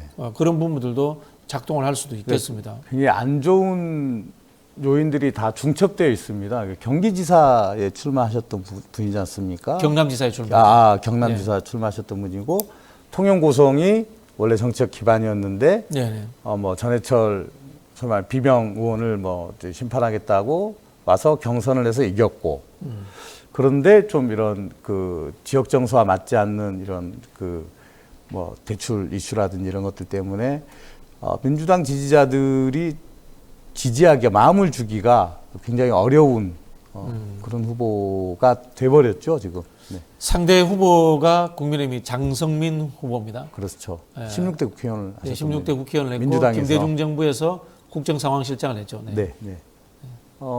윤석열 정부에서도 뭐 미래전략통관인가 하여튼 그 청와대에서 용산에서 근무를 하셨더라고요. 부산 엑스포 네. 유치 관련 업무를 했는데 성과를 전혀 못 냈죠. 네. 그러셨군요. 굉장히 이분도 좀 뭡니까 좀 그 텐션이 높으신 분이죠. 장성민 뭐가 후보도 높으시다고? 텐션이 높다고요. 이게 좀 이게 막 에너지가 넘치는 분입니다. 에너지가 넘치는 네, 네, 분이다. 그렇게 제가 기억을 보기엔 하고 저기 기술이 밝으신 분이죠. 기술도 많고요. 기술지향주의적인 정치를 그렇게 하시는 분 아닌가요? 약간 그렇죠. 네. 네. 자, 그러면은 안산갑 지역구의 맞춤형 선거 전략은 어떤 게 있을까요? 지금 현재 상황을 고려해서 양문석 후보의 부동산 관련 이슈를 고려해서 저는 이게 참 재밌어요. 호남 원적자들이 많은데 보수 정당 후보는 이분 또 고향은 또 고흥이에요. 네네. 고흥에 호남에서 국회의원을 했던 이런 정치인이고 민주당 후보는 영남에 기반하신 분이고 또 그런데 워낙 이 이슈가 또 이게 보수 정당 후보들이 가질 만한 이슈란 말입니다. 그래서 네네. 결국은 투표율이라고 봅니다. 투표율. 투표율? 이것도. 네네. 네. 투표율이라고 봅니다. 뭐 그래 이제 민주당 후보 같은 경우는 그러면 이제 정말 진심 어린 반성을 하고 사과하고 이제 그 정말 그럼에도 이번 선거가 그 정부를 심판하는 더 중요한 일이 있다 이런 설득을 해야 되겠죠. 그래서 투표장에 마음이 썩 내키지 않더라도 나오시게 하는 게 양문석 후보의 뭐 최선의 선거 전략이 될 것이고 당연하게 이제 그 반대편에 있는 국민의힘 후보 같은 경우에는 민주당의 잘못된 공천 이런 것들을 공격하기 아주 좋은 소재지 않습니까? 그런 걸로 해서 민주당 후보들이 지지자들이 부끄러워서 투표장에 못 나오게 하는 이제 그런 전략을 쓰는 게 중요하다. 투표율 주요하다. 떨어뜨리기 전략. 그렇죠. 주요하다 네. 생각합니다. 결국은 이게 정권 심판론이냐 개인의 약점이냐 네. 라는 이제 대결 구도가 되겠네요. 네. 지난 선거에서 전해철 의원이 미래통합당 박지원 후보보다 20%를 더 얻었던 지역. 어우, 근데 만약에 이번에 여기서 양문석 후보가 패배하면은 정치적인 메시지가 굉장히 크죠. 알겠습니다. 저는 뭐 그렇게 비관적으로 보지는 않습니다. 네. 비관적으로 보지는 않는데요. 경기도에서 호남 원적자로서 민주당을 지지해 주신 분들이 사실은 지역적인 것뿐만이 아니라 개혁성 그리고 또 이 김대중 정부부터 이어지는 민주당 계열이 가지고 있는 하나의 그 역사적 진보성 이런 것들에 대한 저는 평가를 해주신 거다. 그렇게 믿기 때문에 생각보다 어렵지는 않을 것이다. 저는 그렇게 예측을 합니다. 네. 저는 쉽지 않을 것이라고 예상을 하고 있습니다. 내기할 수 있습니다. 네, 네. 네. 그 얼마를 걸지는 나중에 방송 끝나고. 예, 뭐 많이 걸어도 좋습니다. 다다익선입니다. 네. 자, 알겠습니다. 요거는 저희가 내기를 걸었기 때문에 한번 제대로 지켜보겠습니다. 자, 빅데이터 AS 한번 해보겠습니다. 재외국민 투표율이 62.8%로 역대급이었습니다. 이거 열기 어떻게 보셨나요? 저는 사실 지난번에 이 자리에 앉아서 21대 국회의원 전국 투표율이 66.2%였고 그 전에 있었던 20대 국회의원 선거 투표율이 58%였거든요. 그래서 저는 61% 정도를 예상을 했었습니다. 그런데 재외동포 투표율을 보면서 내가 감이 없었구나. 철회를 해야 되겠구나라는 생각이 들었습니다. 저는 재외동포 투표율이 이 정도 높았다는 것은 투표율이 높아질 것이라고 예측을 하는 게 상식이라고 생각하고요. 이제 그랬다는 건 이제 투표에 참여할 강력한 동기가 있었다는 거지 않습니까? 그 뭐였을까? 결과적으로 이제 윤석열 정부에 대한 평가를 해야 되겠다라는 그런 동인이 크게 작동을 했던 것 같아요. 그리고 본투표에서도 그게 작동을 할 것 같다고 보는 게 상식일 것 같습니다. 예. 재외국민들이 어떻게 투표하는지 잘 모르시죠? 가잖아요. 거기 공간으로. 공간으로 갑니다. 그렇죠. 신청을 하고 공간에 갑니다. 그렇더라고요. 신청을 하지 않으면 투표권이 주어지지 않거든요. 네. 그래서 예를 들자면 미국이나 중국 같은 데는 공간 투표하러 가는데 하루 걸릴 수도 있어요. 네. 예. 하루를 빼먹고 투표하러 가는 그런 분들이에요. 그런 분들의 투표율이 이 정도로 높았다는 것은 현 정부를 심판하겠다라는 이 재외 국민들의 엄청난 이 열망이 느껴지는 거죠. 네. 네, 그런 열망을 가지고 이 평론을 해주시길 부탁을 드리겠습니다. 투표율이 낮을 거라고 전망했던 것을 철회하겠습니다. 네. 자, 이 재외국민 투표회의에서 금, 토, 4일, 5일 사전 투표가 실시됩니다. 오전 6시부터 오후 6시까지 12시간입니다. 이때도 투표율이 높을 거라고 보세요?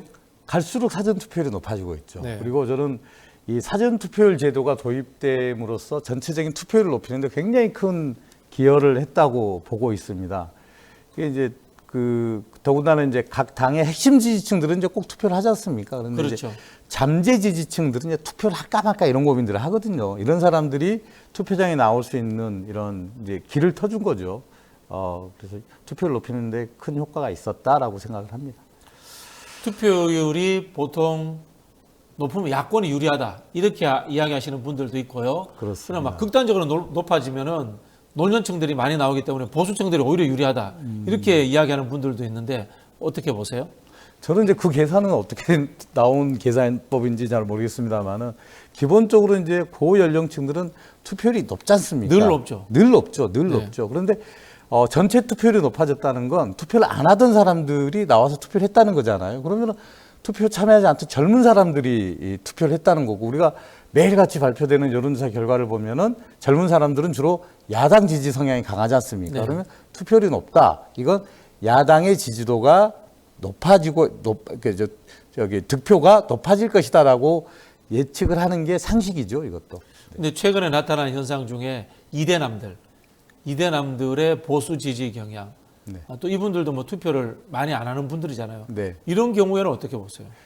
이대남들 그럴 수 있죠. 그렇지만은 뭐 이대남만 있는 게 아니지 않습니까? 이대녀가 있고 30대 남녀, 40대 남녀 이렇게 보면은 이대남이 이 젊은 층에서 또 차지하는 비율은 또 일부거든요. 그래서 젊은 층의 투표율이 높아진다라는 건 저는 전반적으로 야권 득표가 높아질 것이다라고 예상을 합니다. 이번 총선 득표율은 어느 정도 예상하세요? 득표율요? 아니 투표율. 투표율요.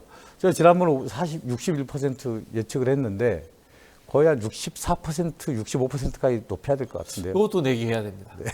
저는 좀 더 높이겠습니다. 네. 68%. 지난번에 제가 61을 했더니 거의 60으로 싹 이렇게 깔아서 그랬는데 그러시더니 분위기가 바뀌었어요. 아, 사람이 때로는 또 이 기회 포착을 잘해야 됩니다. 인생을 굉장히 유연하게 사시는군요. 좀 부드러운 사람이에요. 네, 그렇군요. 네, 알겠습니다. 몇 퍼센트요? 저는 64% 예측. 64%. 저는 68로 하겠습니다. 이것도 저 내기에 해당됩니다. 네, 예. 네. 유연한 네. 선택 좋습니다. 알겠습니다. 내기에 저기 거는 거는 정확하게 걸어야 돼요. 유연하게 걸면 안 됩니다. 그러시죠. 누가 더 가까운 겁니다. 네. 자, 그렇게 보고요. 판세 분석 한번 들어가 보겠습니다. 각 당에서 보면요. 민주당은 110곳 정도가 우세하다. 이렇게 이야기하고 국힘은 80에서 90석 정도가 우세하다. 이렇게 이야기를 하는데요. 분위기를 보면은 민주당은 부자 몸조심 전략. 네. 그리고 국민의힘은 읍소 전략.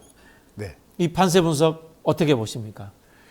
그 21대 국회의원 선거를 앞두고 여의도 연구소에서 180석 한다는 보고서가 올라갔대요. 사실이라고 합니다. 여의도 연구소에서 국민의힘이 180석 한다. 네. 이게 선거 끝나고 나서 난리가 났죠. 그래서 최근에 그 여의도 연구소에서 이제 뭐 80석 이런 얘기 나오는 걸 보면서 이제 조사 기능이 그래도 많이 정상화됐구나라는 생각을 합니다. 지금 각 당에서는 하루에 수십 개씩 조사 결과가 나와요. 정당에서 실시하는 조사는 공표가 돼서는 안 되는 조사들입니다. 이건 네. 자체 전략 수립을 위한 이제 판세 조사거든요. 그런데 민주당에서도 수십 개의 조사 결과가 나오고 있고 국힘에서도 그렇습니다. 아마 근데 비슷할 거예요. 그래서 그걸 가지고 굉장히 보수적으로 이렇게 발표를 하고 있는 것 같아요. 얘기를 하고 있는 것 같아요. 민주당 조사를 더 믿으세요? 국민의힘 조사를 더 믿으세요? 저는 뭐 양쪽 다 볼 수가 없으니까요. 네. 저는 이틀 전에 네. 여의도 연구소 조사를 들었거든요. 네. 너무 제가 예측하는 것과 거의 똑같더라고요. 네. 조심하셔야 됩니다. 그거 공표하다가 선거법에 굉장히 좀 크게 말하지 저촉될 않습니다. 수 있- 예, 예. 네. 조심하겠습니다. 네. 근데 저는 여의도 연구소가 조사 기능이 정상화됐구나라는 생각을 했습니다.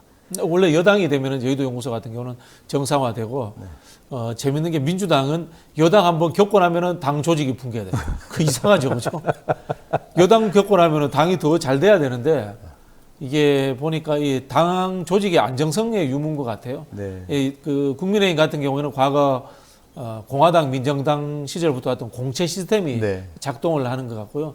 민주당은 집권하면은 엘리트들이 이제 정권에 참여했다가 정당으로 안 그렇죠. 돌아오잖아요. 네. 예, 그게 한편으로 보면은 이 정당 약화의 원인이기도 하다 그런 생각도 들어요. 책임 정치를 위해서는 정부와 당을 이렇게 좀 두루 경험한 왔다 사람들이. 예, 그리고 교류할 수 있게 해주는 게 필요하다는 생각. 네. 자, 이제 곧 여론조사 공표 금지 기간이 됩니다. 이때 변수도 있을까요? 결국은 이제 아까 우리가 투표를 얘기했는데 부동층이라고 얘기하는 사람들이 딱 두 개거든요. 어느 정당의 약한 지지층이거나 아니면 투표를 아예 안 할 사람들입니다. 결국은 이제 투표율이 높아지면 각 당의 약한 지지층들이 투표를 할 수 있게 되지 않습니까? 그럼 이제 지금이 투표판이 어떻게 기울어져 있느냐, 추가 어떻게 되어 있느냐 이걸 보면은 결국은 투표율이다. 이렇게 좀 판은 굳었다. 뭐 이렇게 판은 또 굳었다. 원래 판은 이렇게 굳었다. 이야기하시네요. 저는 결정론자지 않습니까? 네. 자, 그 모바일 웹조사 관련해서 선관위에서 공표 중단을 공고했습니다. 이게 왜 문제가 되나요? 이게 최근에 여론조사 업계에서는 굉장히 큰 이슈였었습니다. 그 한국경제신문에서 PMI라는 여론조사 회사를 통해서 모바일 웹조사를 했어요. 저는 시도가 너무 좋았다고 생각합니다. 지금 발표되고 있는 여론조사들의 방식이 99%가 전화 면접이거나 ARS거든요. 근데 응답률도 낮고 막 이래요. 그래서 이제 모바일 웹조사를 해보겠다는 건 굉장히 좋은 의도였는데 이제 표본의 대표성이 여론조사에서 무엇보다 중요하거든요. 이제 예를 들면은 저는 여론조사를 피검사에 비유를 많이 하는데 팔에서 뽑은 피하고 이쪽 엉덩이에서 뽑은 피하고 이게 성분이 다르면 안 되지 않습니까? 그런데 이제 이번에 그 PMI라는 회사에서 했던 조사를 보니까 모집단을 금융인증 앱 사용자들, 이걸 핸드폰에 깔고 있는 사용자들 그리고 특정 사이트 가입자들을 대상으로 해서 조사를 했더라고요. 그러면은 이게 이제 또 문제가 됐던 게 타 조사 결과들에 비해서 많이 보수적으로 나왔어요.